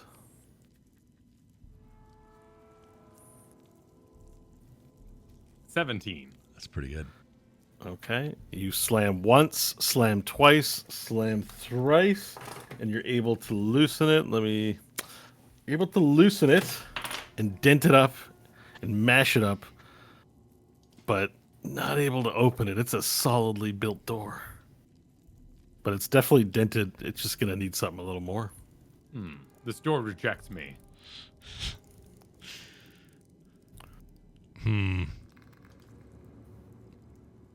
When you say more, my assault? What if you just did it again? You know? That'd be okay. Try it again. A little help. I would say. Oh, you know what I'd do? No, that's dexterity. Never mind. I have a spell that would help him if it was dex. Is anyone trained in athletics? No. Well, definitely not me. No. Half proficiency. I have half proficiency as well, and not a good modifier. I have really good persuasion, but I don't think we can talk the doorknob into anything. That's my guess. What if we, hey, Bo? What if the table talk time? What if Nash pulled out a freezing spell of some sort and froze the doorknob? Would it make it brittle enough that he could bust it or something? I'm willing to entertain this line of thinking. What do you have in mind? I was going to just try a little ray of frost. Frigid beam of blue-white light streaks toward the object within range. Oh, it says creature. Can I not do it? Yeah, if it specifies your target, then you can't target an object necessarily with it. I mean, you can, I guess, in a way. You can freeze it, but Let me read the spell here. Let's see what. It just seems like you could shoot it at whatever. I don't know why you couldn't. It's like, oh, Yeah, sorry, it's I can't shoot it at its still, object. Like, yeah, it's still what kind of freezing. magic is this? It's still freezing, right? It's like sounds like dumb magic. Stupid magic. Like, sorry, well, like it's like video game logic, not magic logic. Yeah. Blue white light streaks towards a creature within range. Make a spell attack. Yeah, because you can make a spell attack against an object. You can hit an object with this Okay. for sure. Well, then I would fire that off. Let me do that. Does it have a? Do I need to roll for hit? Yes, it's the ranged attack roll. Okay. Here we go. Yeah, because firebolt you can fire at an object. It specifies, but somehow a ray of frost you can't. That's weird. It's a natural 1, so there's that. Oh shit! All right, so you go to fire off your ray of frost. dang You it. actually blast it too early into your own face. Roll damage against yourself. Really? It was like, oh shit! Damn it. And you now have like icicle face. Like this is like. Oh, I rolled it wrong. Sorry, Yeah, I that know would have you been a roll- 10 because I have a +9. I rolled it as an individual d20. I forgot to roll the +9 I get with it. So it's Yeah, but it's the natural one, right? well, yeah, that's true. Doesn't matter if the so modifier takes it it. doesn't matter. Natural one is a critical fail. No, So good point. All right, so cold You damage. got ice face. 20 shit. 20 points of cold damage. Oh shit! Yep, enjoy. Oh my gosh, Wow. right in the beak. Shoots himself in the face, and Nash now has a frozen head. Nash, I have You to start, ask. and at you this start point, suffocating. Are you trying to suffocating. avoid fighting the principal? Yeah, he can't talk. His face is encompassed in. I will grab his head Yeah. and I will use my trait that I never get to use since burning Nice. down the village that one time. Been there. Oh my god, where is this? I like how Jerry Tolbert in the chat room was like, also don't roll a 1. And He I literally did. rolled a 1. Freaking. He knew it was coming. That's why he's the doctor. I can light unattended objects on fire. I'm trying to find this, but it's a very small feature of my overall class. It's a barbarian subclass deal for you. Yeah, it's for my storm aura. I think I can Gain actually go into the effect. builder here. It's When you enter your super rage, you minor. can activate on your bonus. Choose. Here we go. So level 6 Storm Soul. More so over Oh. as an action, you can touch a flammable object that isn't being worn or carried by anyone else and set it on fire. So Right. with that theming in mind, could I grab both sides of his face and warm him up? Yeah. You totally can grab his head and then immediately start melting the ice off of his head. Fantastic. Yeah, Please, so please do. You, Please do. you clear off his head, and now you're completely wet. Like everything's, wet. Like on your clothing's all wet. But you can breathe again, which is nice. I'll do a head to toe little dog shake. Mm-hmm. Get that off me. And did I make any progress in like peeling back the door? Could I get it? Yeah, my the door's sword? like bent and dented and mauled up pretty bad. Like you did a good number on it. It's just the lock didn't unlatch. Okay, I'll and- swing my Chrome's Bane at the lock if there's a hole enough to kind of slam it through where the lock would be. Okay, make your attack roll, please. All right. 21. All right, roll your damage, please. Do this two-handed style. 14 points of damage. All right, so you rail at the lock and smash it with all your strength, and with the combined damage of mauling the door and that, you manage to twist the door so that it's still locked, but it's like you can crawl under or over the doorway as it's sort of twisted into place. It just looks like a mess. Perfect. And you've managed to rip the hinges off essentially. So, yeah. Nash, you do have access to your room. You can either crawl or float in. I float in. All right. You float into your room. Whatever choice. you can float. Yeah, give me the choice. I'm floating. You see a musty old bed. The mattress and single blanket on there are brown, like deep brown with dirt collected over decades. It's also really smelly in here. That poo bucket was not emptied. There isn't much in it, but there's a little defecate in there that you can see. Defecate. Yeah. Gross. Is it mine? It's been decades. You don't remember. Just see if there's any value in it. Probably not. No. Either way, no. I'm feeling nostalgic, man. Got There's nostalgia no for value my either home. way. All right. One thing to keep your baby teeth. I do actually have a couple of baby teeth of mine. Okay. Don't keep a poop in the corner. Yeah, I don't have any poop though. All right, My mom gave me my diaper from when I was 1 year old. I'm gonna lift up the bed and see what's under there. Gotta know. Okay. You bend over. You grab both sides of the bed. Do you flip it over quick, or do you do a gentle lift Gentle, up and just look? lift. Yeah, nothing crazy. Gently lift up and look, and you see it's time for the break.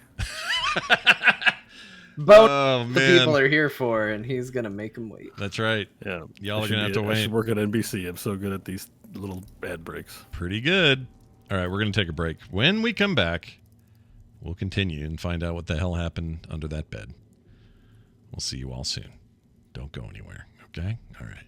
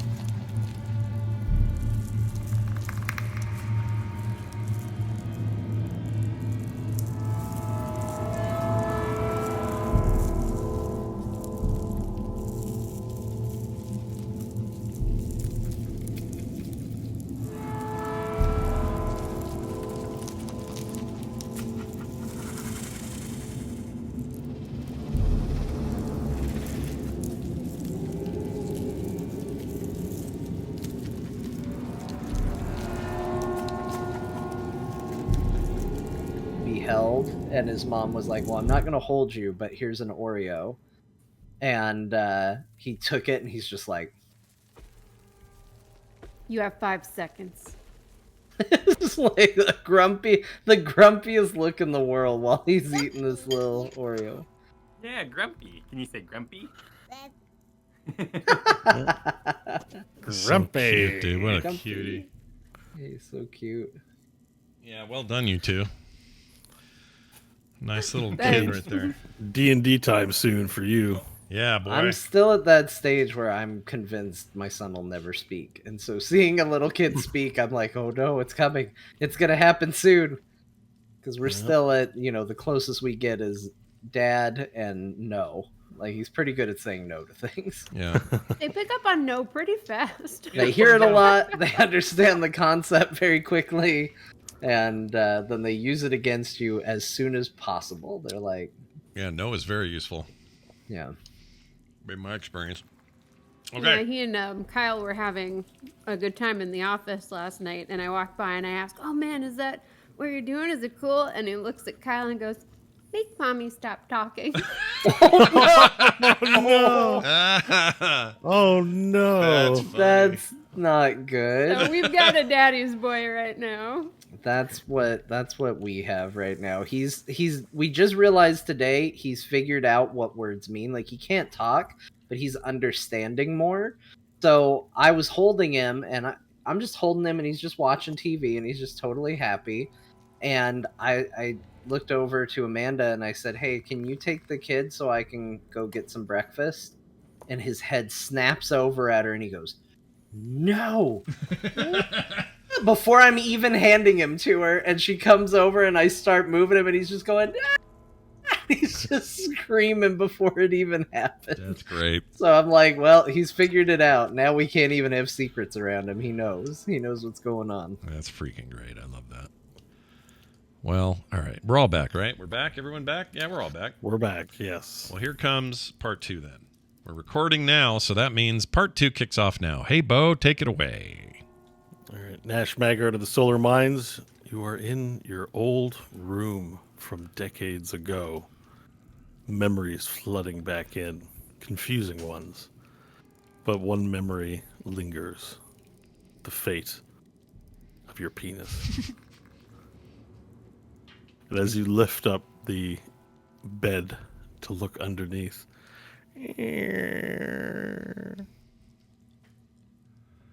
see a large inch-thick level of dust covering the ground, and in a corner, a phallic and round-shaped lump underneath the greasy, pussy dirt under the bed. Greasy pussy dirt. Ugh. Yeah, just Okay. hair and skin cells and whatever else is comprised of decades-old thick layer, but it bears a distinct shape of your member.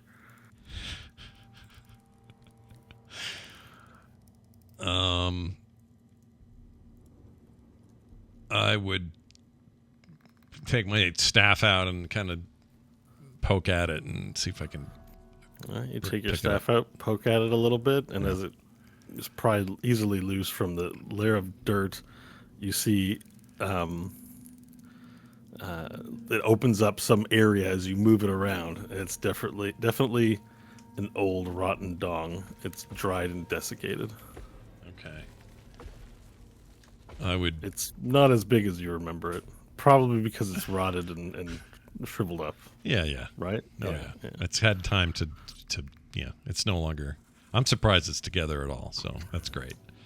I would keep it on the end of the staff, and I would kind of swing it around and just show it to Stanley. Just look at Stanley and show it to him.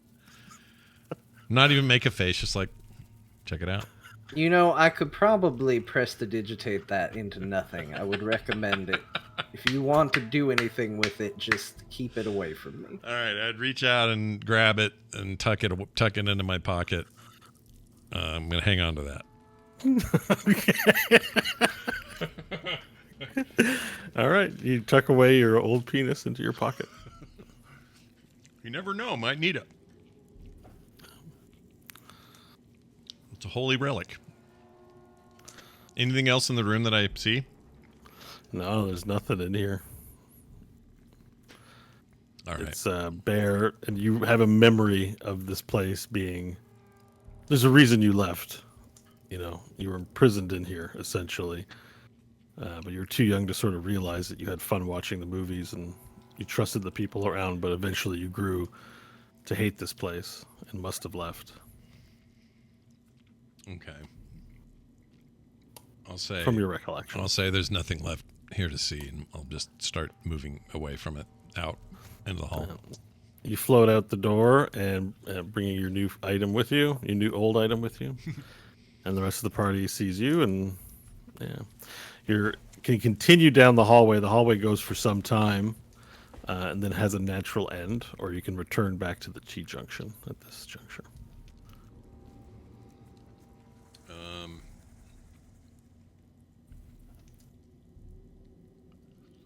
T-junction goes left, right, and do I know what I do? Do I have any? Yeah, you went down the left side to your classroom and Oh, to your got old it. room, but there's it's a full complex down here. There's a lot more places to go.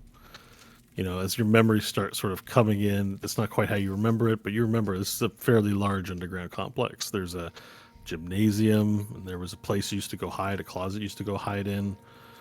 You remember that? That's somewhere down the other direction. But basically, we have the T-junction in that we came in one way, we've gone one way, and now we have the third way to go, right? Yeah, there was a way right, and then there was a way following the hot metal pipe. And I don't see anything else here that springs to mind any memories or anything that would help us or anything like that. Just, you remember there was a closet you used to hide in, and there was a place they used to take you to, well, they'd put you to sleep, so you don't really know what they did to you in that room. Oh, I'd seek that room out. I would look for that. Do it. Yeah. All right. So further in, I guess. All right. So you keep moving down the hallway further in, passing more rooms that are similarly locked and marked, N4S. Y, N4NS, sorry, N4S X, N4S W, things like that.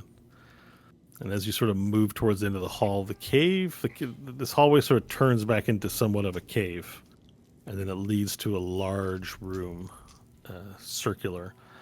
And this it's higher up the ceiling, and as you sort of walk into this room, it's dirt ground. There's a gray slab in the middle looking like an altar where you could lay somebody on top of it.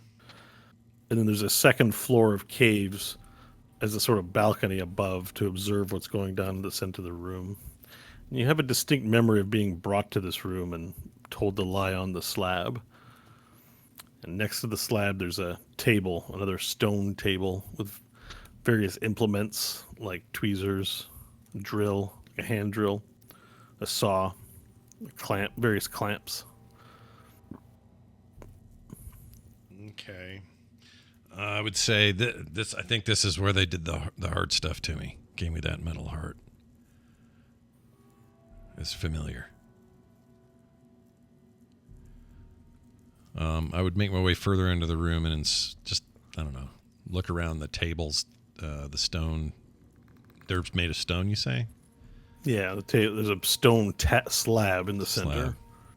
I would just there's kind all of sorts of cuts upon the rock and markings. I would kind of just look at all of that, touch some of it, see if anything And you comes touch to it me. as a thick layer of dust, as it's not seen use in some time. But as you wipe off some of the dust, you see that the slab itself is stained brown with past blood from long ago, almost like a suntan for a rock made of blood. Okay. Any other, I don't know, shelving, desks, anything around that would have anything in it? The room is fairly bare here.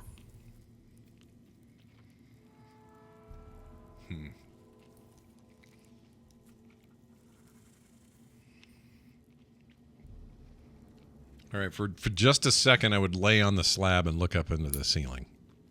Or into the open. Yeah, you look up into the ceiling, and actually you notice as you look up, carved in the ceiling is the face of a dragon. Sort of, there's like this sort of hole where in the ceiling, so you can't really see it directly, but like when you stand underneath it and look up, you see the face of a dragon staring down at whoever might be lying facing up in the slab, and it's got this angry look on its face.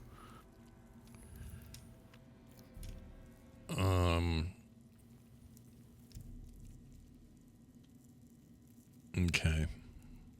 And that's all I see from that vantage point? Yeah. Okay. As you walk, yeah. And being in this room triggers memories of lying and staring up at that face. That's a face you remember. Okay. It's imprinted since a young child. You don't have a lot of context around it, but you remember screaming and staring up at it. Okay. Nash Maggard will remember this, and he will now roll off or he'll not roll off. He'll get up and get off of the slab. Oh, you were on the slab? Okay, I thought Yeah. you just looked up. No, I I realized was you got laying on. there. Yeah. Yeah. Just to get, into the mode of what is it like to lay here? Would it bring back any memories or whatever? Yeah.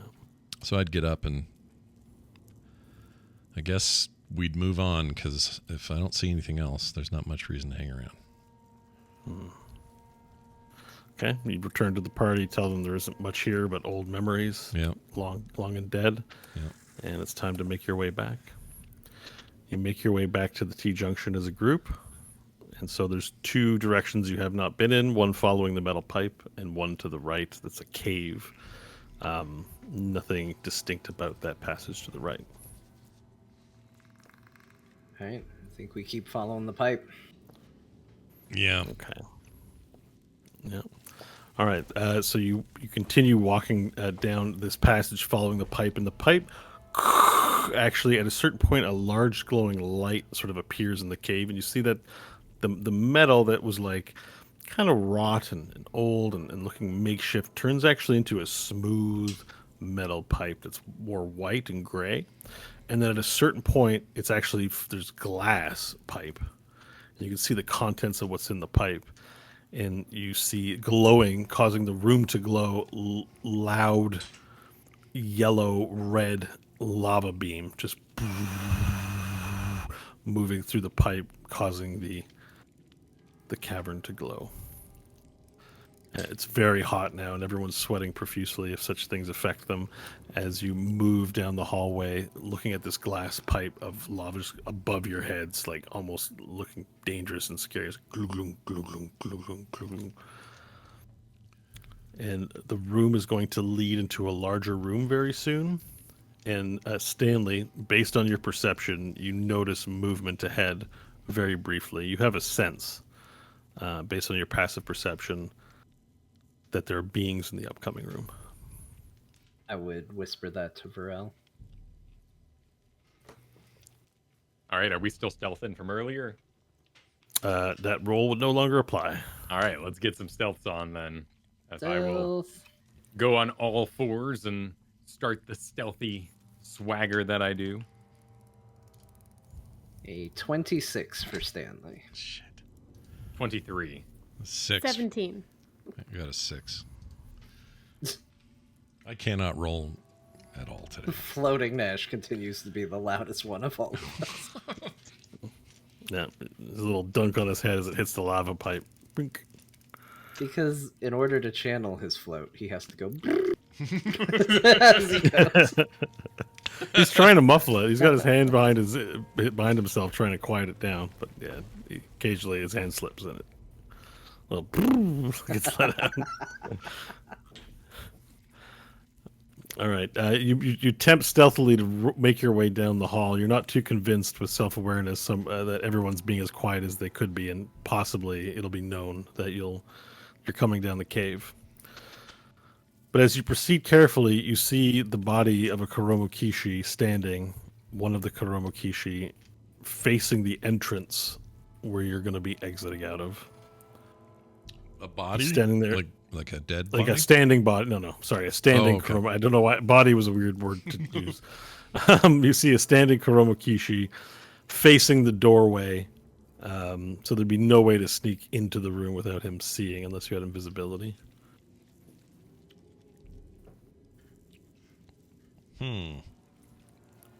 He's unaware of us? Seems so. Okay. But maybe he is aware your stealth rolls were quite low and just not letting on. You can't tell. He's standing there stoically staring with very minimal movement. And he's staring out into where we would exit. Exactly. But you may be far enough in the cave that you have a chance to make some decisions before being seen, potentially, if you haven't been seen or heard already. I think this fight's gonna happen one way or another. We might as well just go full lemon tree as far as I'm concerned. We could start up the ruse right now, have Nash go ahead with a "Dad, where's my dad?" That's not a bad idea. All right. Then we follow behind with our I'm useful stealth. in for any plan that puts only Nash in danger. That way I could be kind of out in front, have whoever this is attention, and you could sneak behind without being noticed. Yeah, so we'll prepare action to attack the Kuromu Kishi should it try to attack Nash. But otherwise, we'll send him ahead to Yeah. Parlay. All right. So Nash, you float down the room. Give me a second here. So you float down the corridor to speak to the Kuromu Kishi. So you enter into this room. It is kind of a large chamber. It seems to branch off in several different directions, but the main direction would be behind the Kuromu Kishi in the center of the room. The Kuromu Kishi doesn't seem to move. He seems to just see you and know you and expect you to be there, actually. As you move in, you catch on your left and right hand side the two other Kuromu Kishi, and they're all standing there with their arms at their sides without weapons in hand. And the lead Kuromu Kishi looks at you. Do you want to attempt to speak first?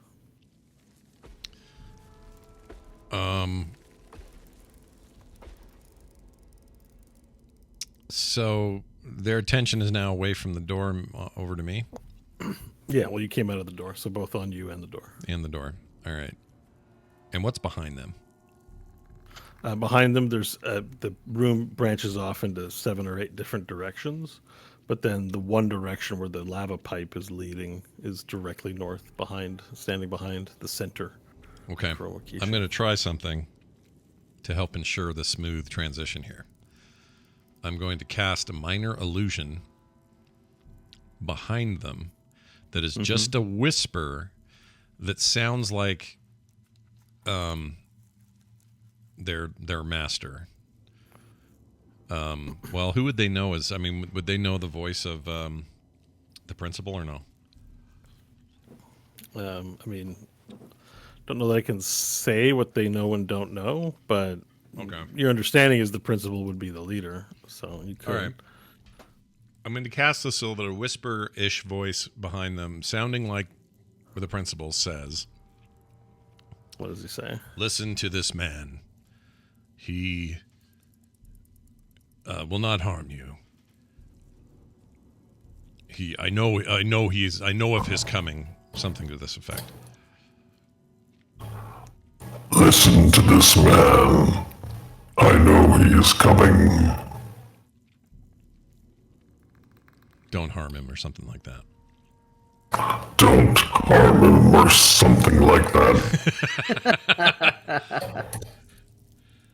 With the goal of convincing them to, okay, well, we'll help escort this person. So anything else to... I'd have them say, if you bring him to me safely, you will be greatly rewarded. That's it. If you bring him to me safely, you will be greatly rewarded. Yeah. And then Nash would say, I guess you heard him. Let's go. Okay. Sorry. Yeah. Okay. So make a deception roll, please. Okay. Well. Okay, Scott, come on, buddy. Oh, that was almost a natural one again. A 19 total. Okay. The Kuromokishi hear the voice, and they look towards each other.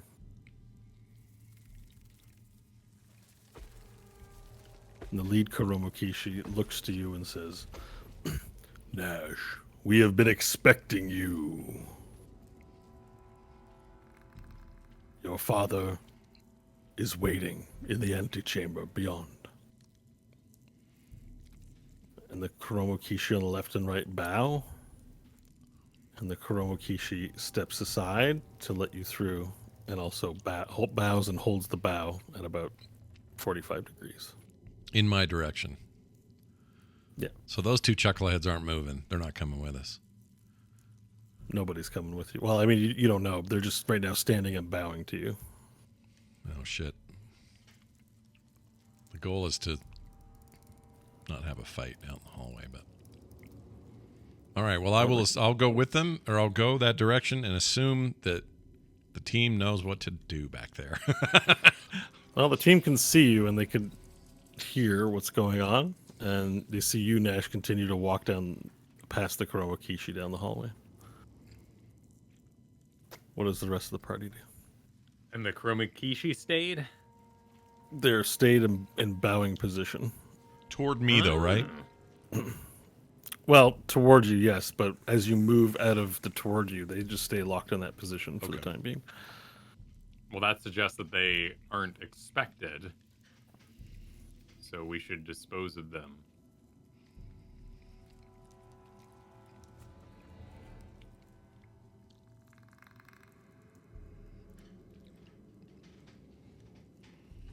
I mean, they're making no aggressive gestures at this time.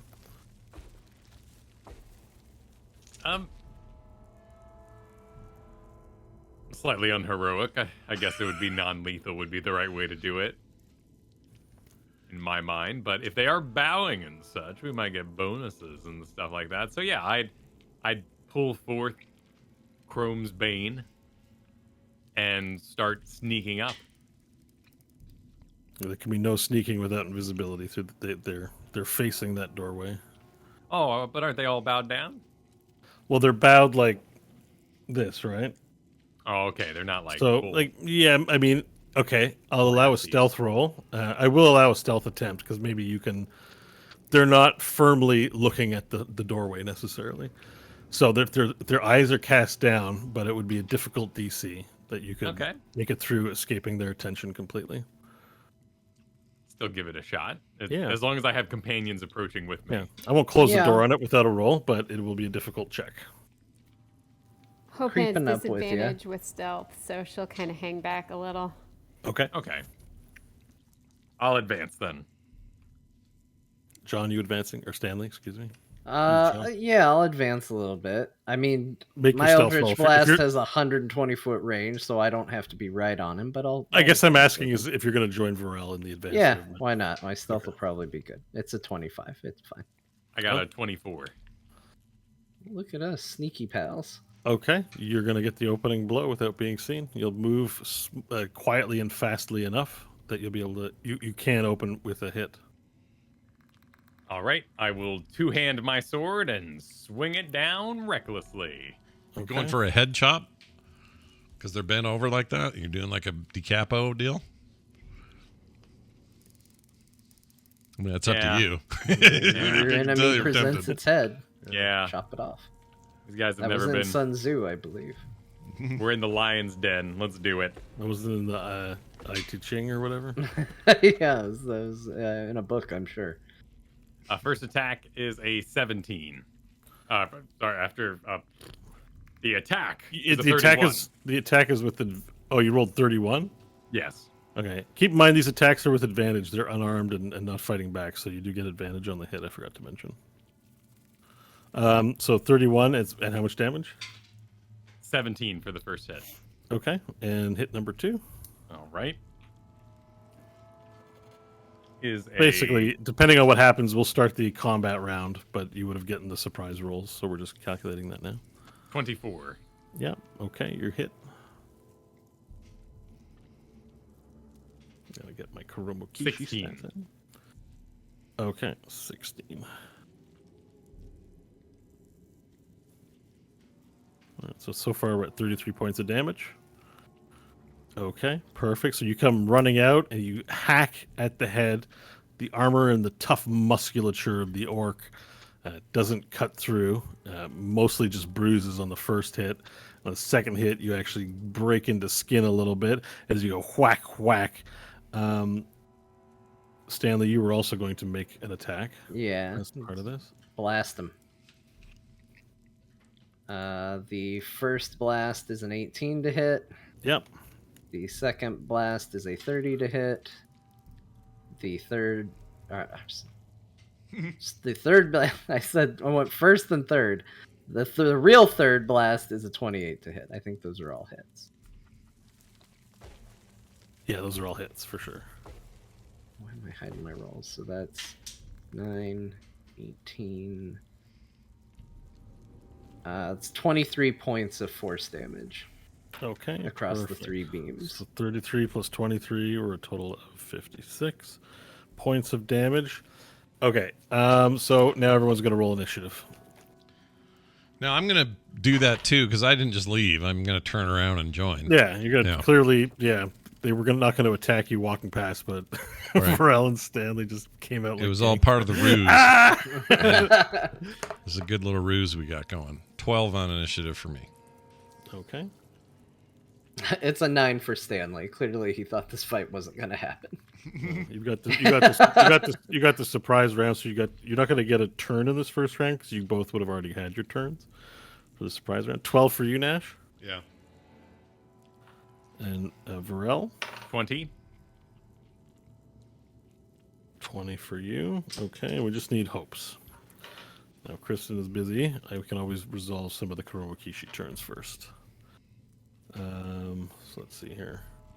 So basically, you swap twice. You hit twice, and you hit with the Eldritch Blast, Stanley, and he immediately unsheaths both katana and wazikashi, and makes attempts with both blades, Varel, to swing at you like in your gut with both blades. All right, 4 plus. Sorry, hang on a second here. Oh, these are units? Yeah, okay. 14 is a miss, but the other one would be 24. All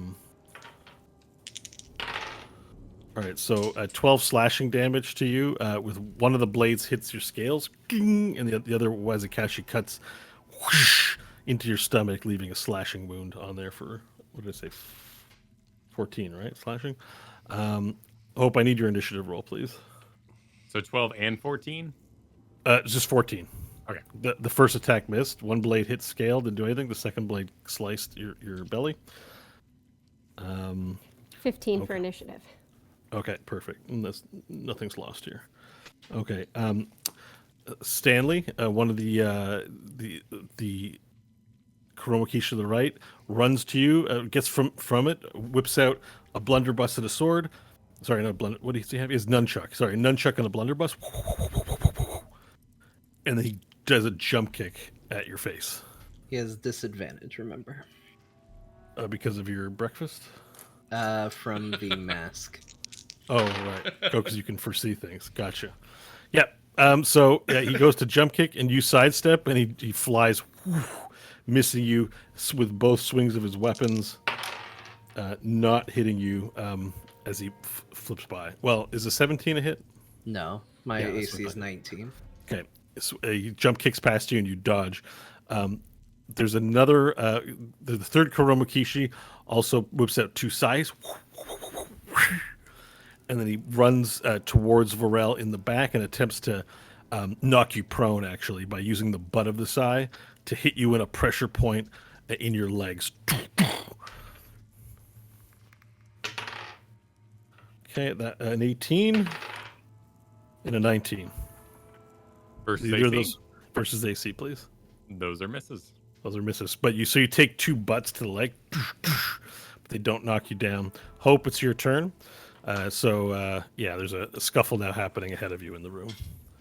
Okay, cool. Hope's gonna run up. Would she be able to reach the one that Varel injured? Yep. Okay, Cool. So she's going to run up and start attacking that one. And as she's running, she'll whip up and throw diplomacy and say parlay and have that one attack the one with the size. Okay, so which attack are you doing first? So we'll do the 3 attacks on the one that's been injured by Varel first. Okay, with your machete. Yeah, my +2 rapier. So 21 for the first one. All right, it's a hit. Should I do damage with each of these? So if he goes down, I Yeah. can switch the attacks? You should just do a damage roll right now. He was hit for 56 points of damage on the opening hit. Cool. 15 damage. All right, describe your killing blow on this guy. Nice. So Hope's running in, diplomacy's out and floating toward the Psy guy, and she's gonna run up behind Varel and then sidestab the Kuromu Kishi with a rapier, pull it Okay. out, and then turn to the Psy one. Perfect. All right, and make your further attack rolls. He slumps to the ground. A natural 1 for this next one. Oh shit! Sorry, Alright. Varel. Welcome to the club. You stab Varel in the foot. Roll your damage dice. 16 damage. Oh my gosh. Right in the toenail. Oopsies. All right, next one's a 14 on the Psy one. Yeah, so you attempt to so the Psy one, he's up and at him. Didn't get hit with the opening round. He just like he knocks your hand away. That's what causes it to stab. Like he takes the Psy, bumps it, and it hits. So you didn't do it on purpose. We wouldn't have hit it if not for his intercession. He just kind of gives a little bump, boosh, hits it, and then you go to stab him, and he uses his Psy to catch your blade and lift it up and swing it away and knock it out of the way. Okay, that brings us to you, Nash. Oh, Diplomacy real fast. sorry. Oh, diplomacy hit. Yeah. There's a second rapier. Floats past 21 for Varel's that head. Varel, another rapier floats past your head, whoosh, and stabs itself into the Psy guy. Yep, 11 points of damage. All right, perfect. We'll make a note of 11. All right, perfect. That brings us to you, Nash. Okay, firebolt to the dude standing. To the dude stand. Yeah, Very the guy. specific there. How many? There's 5 dudes standing in that battle right now. Oh, sorry. I wanted to. Well, there's only 3 of them total. One's dead, right? One's One's down. dead. Yeah, there's 2 Kuromu Kishi. There's one with size and one with a nunchuck and a blunderbuss. Well, the guy with the blunderbuss, I will aim at him because we don't like ranged people. So here's my attack roll. 15. It's a hit. Oh, it's not a hit. Sorry, 15 Damn way it. too low. Yeah, Then it goes. Pew, flies past him. boo. All right, I'll. There's nothing else I can do. That'll be my turn. All right, faster we get through the turns, faster we get to the next thing. So Varel, we're started round 2. You guys had your already attacks as the first attacks of the round. You are now first up in round 2. All right. I attack recklessly with Chrome's Bane. Yes. A baby wanders into the room. I'm very excited to Chunks see this coming attack. in. This is no place for a child. 25. It's a hit. 10 points of slashing damage. All right, you got it to Psy Guy, right? Yes. Perfect. And the second attack is a 27. It's also a hit.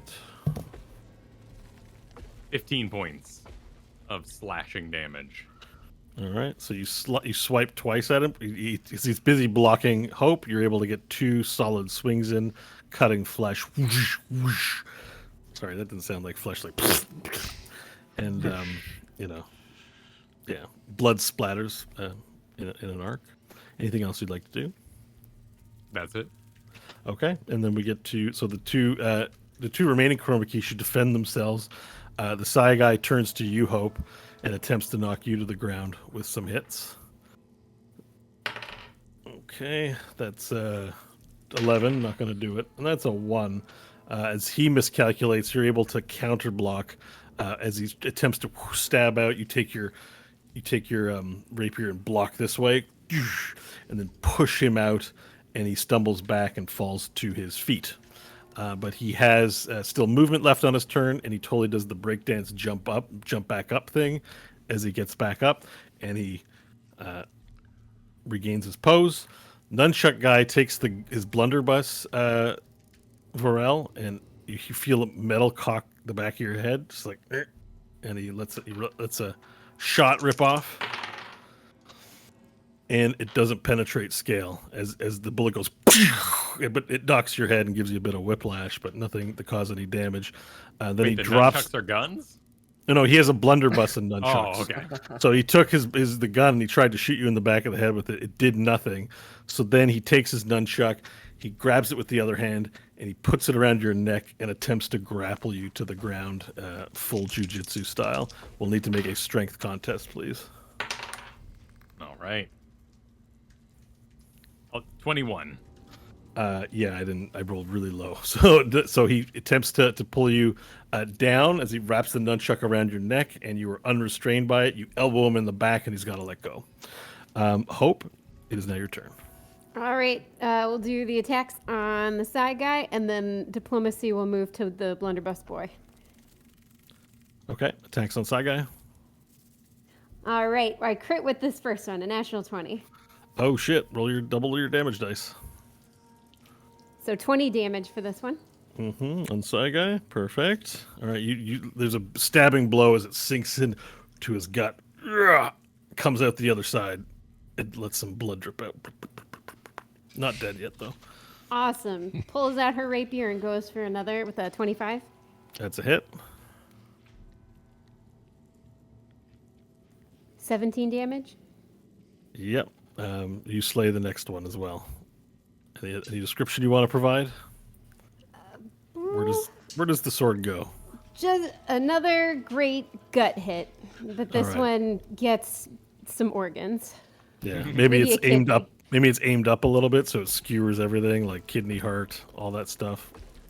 Yeah, Yeah. it's grosser on the inside, but it's clean because it's the rapier. So And it's his really orc not- face looks at you in surprise as he just goes, "Bleh," and blood just barfs out of his mouth as he falls over, and you take your boot and pull the rapier off and kick him to the ground.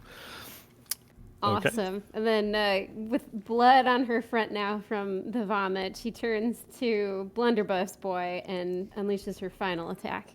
Okay. Make the roll. Blunderbuss boy. 21. All right, it's a hit. 12 damage. Okay. And then diplomacy for the last. All right. You're a DPS monster. in It this was a fight. very kind gift from Stanley. This one hits with a nat 20 as well. Okay, double your damage jeez. dice. 16. Okay, perfect. 16, so that's 28 total to Nunchuck Boy. As you turn around, deal with the side guy and begins just stabbing, just backing them up. You're a woman possessed as you just like stab everything. You've done like 80%. You'd be like top percent damage at the Heroes of the Storm post-match. Like it's like just stabbing everything. And this one's getting stabbed to death too. That brings us to you, Nash. You're next in the turn order. Okay. Well, let's see if we can do something better than we did last time. I'm gonna firebolt the guys again. Okay. So here goes. Ooh, a natural 20 for 29. All right. So double your damage dice for your firebolt. Here If goes. you roll the damage now, it should automatically do it as a critical. 35. I believe that is correct, right?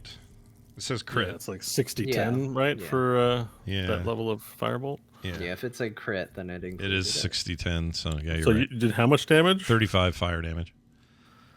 That's pretty good for a cantrip. Jeez. Yeah. Describe how your firebolt kills this Kuromo Kishi, please. It hits him in the center of his weight, and for a brief moment, looks like it's just sort of stops, and then it just envelops him and grows outward and upward, and just turns him into just burning man ash, and then sort of crumbles to the floor and goop and dry stuff. Dry goop and dry stuff. You know what fire does. Fire does, Yeah. like Yeah. fire. Oh, that's fine. It's fine. So you and then he falls over into goop and stuff. Good. is on fire. His body's on fire, and the room falls to silence again. Nice. Combat is over. Nash relishes the smell because it's different than the stink that's usually in here. He's into it.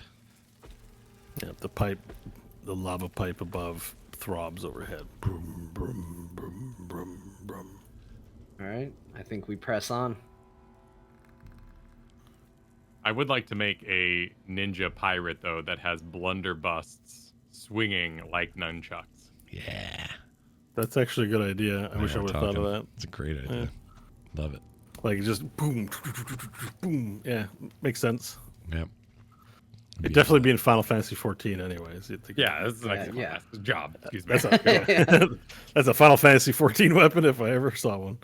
All right, so ahead to Nash will give thumbs up because this was good. I mean, we had to get rid of him for us, but the plan is working. The principal wants you to come to him, and these guys weren't supposed to like report, so we're good.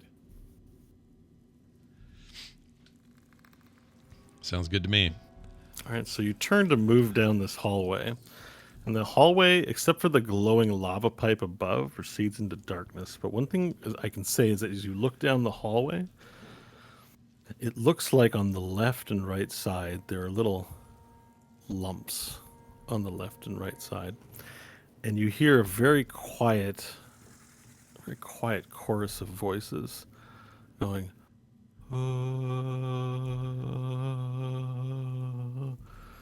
coming from the hallway. It's like actual music? Or just sounds like a chanting? choir, like voices singing. Okay. It's very just quiet, but you can see the lava pipe glowing, and as it glows down deep, like 100 feet down, you begin to see sort of lumps on the left side of this one particular cave. Also worth noting, you notice a blood trail of lumpy sand on the ground leading down this cavernous passage. Fresh? No, it doesn't look fresh. It looks clumped and old, but fresh enough, like past little while. A week, 2 weeks maybe. Brown, stained brown. Or burgundy against the sandy floor. Interesting. We would be trailing Nash as he makes his way, but back in stealth mode. Okay. You begin making your way down, and as you get further down the hallway, you begin to notice that there's a transition from cave wall to whatever these mounds are on the side of the wall. And as you get closer, you can make out faces along the wall. And the faces along the wall have their mouths open, and their sort of eyes are staring blankly, and you hear them going, oh, oh, oh, oh, but dissonant as they do various melodies, and the hall begins filling up with the melodic chorus of voices chanting. But without a need to breathe, they never stop to take a breath, it seems like. Oh, oh, oh.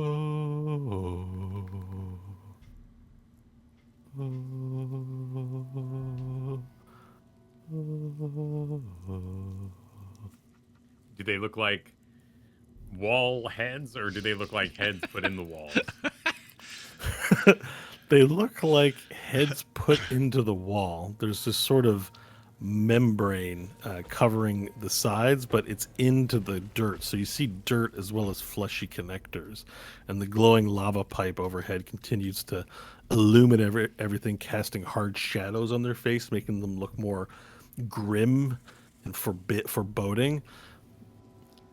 But making just the immediate connection of the headless corpses of the slaves and then seeing the heads on the walls, they have the appearance of mainly elves and humans and gnomes, various soft-shell humanoid heads somehow mounted into the wall and all chanting and staring off into space. And you stop short of the border of the clean, normal cavern hallway to the hallway where faces begin to appear. Is it gooey Caravelon style? Like that technology? It's not gooey. If anything, it reminds you a little more of the room beneath Dust Hill. The engine room under Dust Hill had a circular room filled with skulls all around the wall, and it looked like that these heads were mounted in ritual. But they're not skulls, they're fleshy faces chanting into the hallway. Oh, oh. Eerie. Are they good at singing? It's haunting, but yes, they're able to hold the various notes that they're holding. So they aren't off key, but they aren't singing, like "Take me out on the city tonight." Like, there's nothing like that, It's like, I love that song. Oh. Take me out on the city tonight. Like classic Bill Carville tune from 1940s. Yeah. I'm into it. Well, I mean, as long as they're not changing their tone as we pass by, we will continue the Nash in front parade. So you do like an Nash style thing where you step 1 foot forward and see if they stop singing, step another foot forward and see if they stop singing. Well, he's leading the way, right? We're haunting behind him. Nash, are you leading the way? Yeah, I I'll thought lead the way. Varel was- I'm ahead at the right. moment. Yeah, he's Okay, ahead of us. So you're amongst all He's the far heads enough now. ahead that we would be stealth, so that when he enters whatever room it is, and Principal goes, "Come, my son," we're not there. Right. Okay, so Nash, you move further ahead and so you're surrounded now in heads that are going, oh, all around you, and there's a glass pipe of lava stapled to the ceiling with various electrical wires kind of going. Okay. Do I have any memory of that as a thing before? You have no memory of this room. Okay. So this is foreign to me, especially the singing heads. Yeah, there's something new about this. You've never seen this. Okay.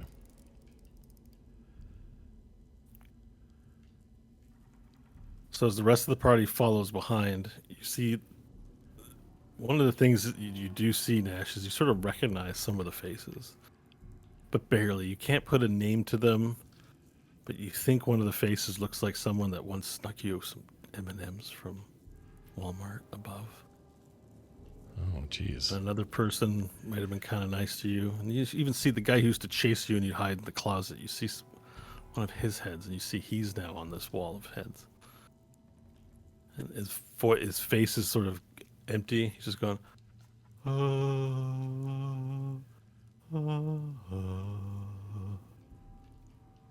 simply chanting.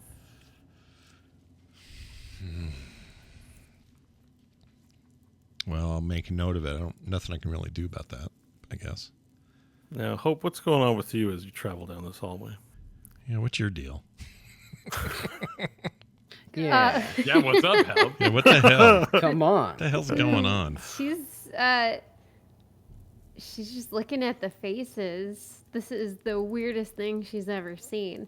But she's also wondering possibly if these are the principal's a lich, so phylacteries of a sense, but maybe not, because why would they be in a wall? Could they be killed if you stab them in the head and they stop the singing? Is the singing... That's a Hope question for sure. Can you kill it? Can it be killed? It's a nice How little quickly can I BBC kill show. it?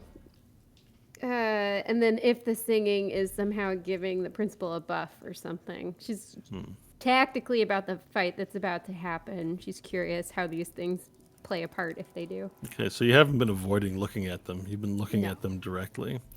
So as everyone progresses down, they're all probably, I assume Stanley and Varel, you're looking around curiously as well, but Hope in particular, you look around at the various faces chanting, and then it happens.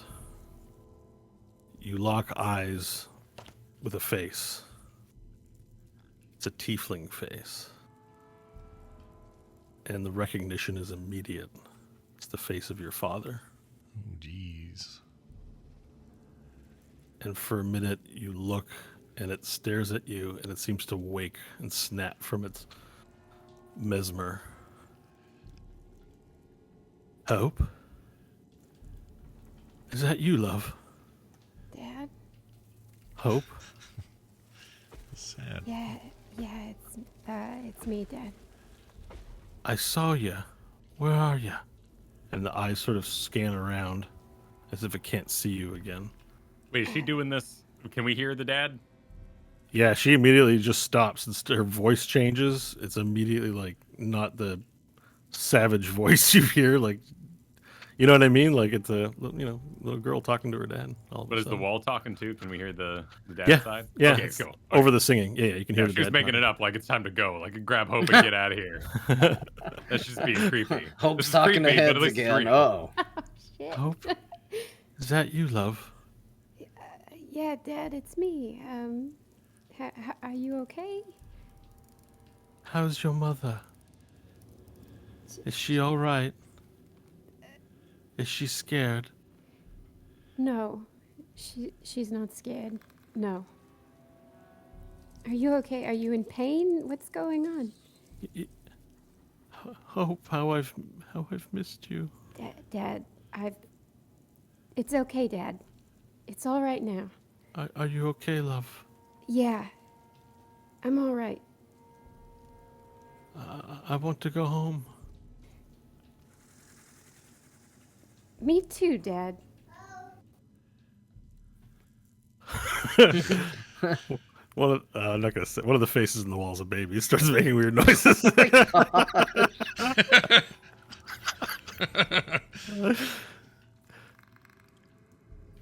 Oh, we can't go home, Dad. Can you get me out of here, love? We'll go out in the range. Shoot some sand squid. Yeah? Dad, I'd like to do that. Dad. And she'll reach out and touch the face on the cheek and start pulling out a rapier. And Dad, know that I'm happy. And I love you and I love Mom. And please, be at peace. And then she'll go to stab it through the forehead. Okay, make an attack roll. 19. All right. You stab it quickly before it can speak too much to get to your heart and soul, I guess. And the face. You gotta help your mum. I fear she's not okay. I love you, Orphe. I love you, Dad. And the face sort of grays out and slouches and droops from the wall lifeless. Hope will slowly pull the rapier out. Stand there, looking at the ground. Take a deep breath, lift her head up, look at Stanley and Varel and Nash, and nod that it's time to keep going.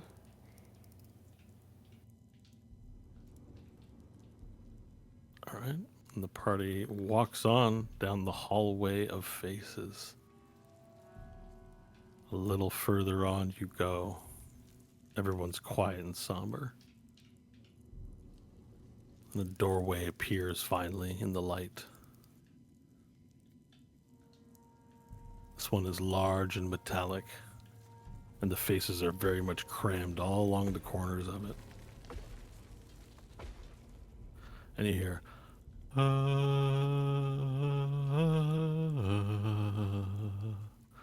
echoing through this hallway of faces.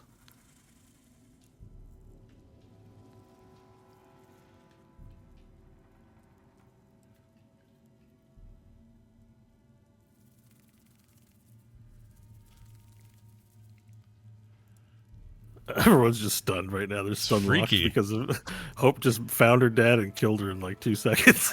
I don't know about you, but That's one of the freakiest settings you've had. It's really weird in there.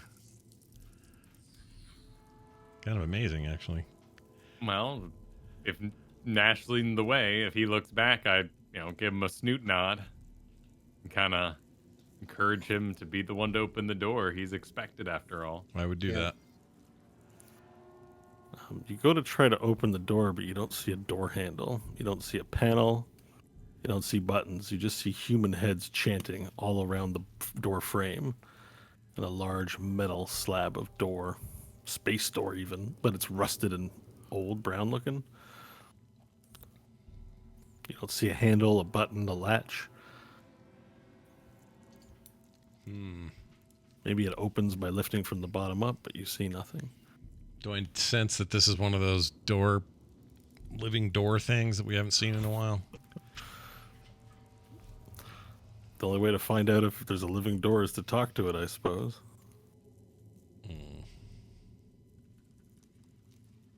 I'll say, "Excuse me, door." See if it responds. Some of the chanting stops, and the faces all along the door frame begin to speak. Who seeks passage to the antechamber?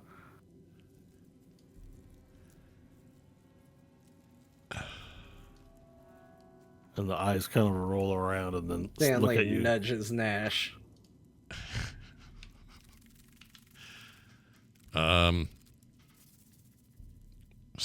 Son of the principal, I would say. I'm trying to hopefully. Does the son of the principal have a name?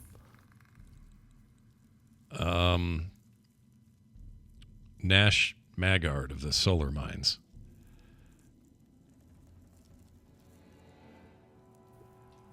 We will be a moment as we review your request with the Door Authority.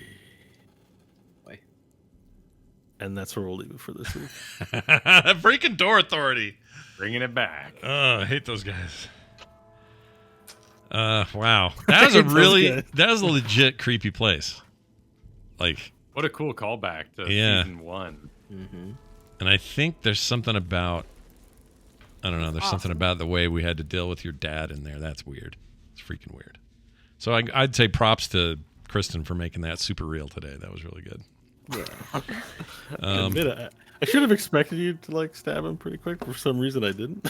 I was like, "Oh my god!" I'm still shocked. Letting that go for a while. Jeez Louise. It's like we've been playing for 4 years. Your dad's been missing this whole time. You're like, "Hey, Dad." What's up? Bye, Dad.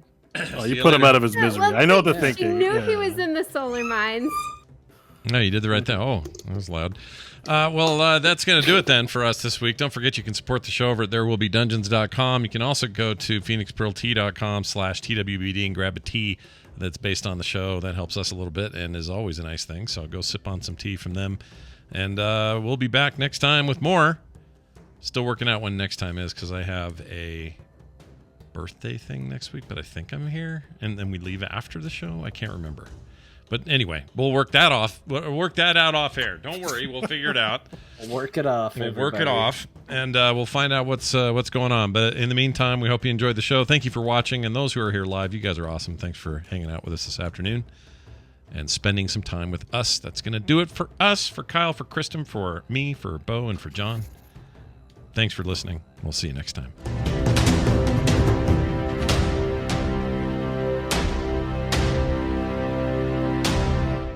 This show is part of the Frog Pants Network. Frog Pants Network. Get more shows like this at frogpants.com. Man, that freaking Door Authority. I knew it. Oh, there's no discernible handles on the thing. I wonder if it's... One more door to overcome. I wonder if it's those dicks again. Yeah, that's okay, though. I like them. Last time they were fun. Well, there you go, everybody. Well done. Well, your request is under review. Maybe it won't be that much trouble. That's true. You never know. Never know. You never do know. Well, thanks, chat. You guys are great. As Yeah. always, we appreciate it. And we hope to see you next time when we play again. All right? Okay, I'm hanging up on them now.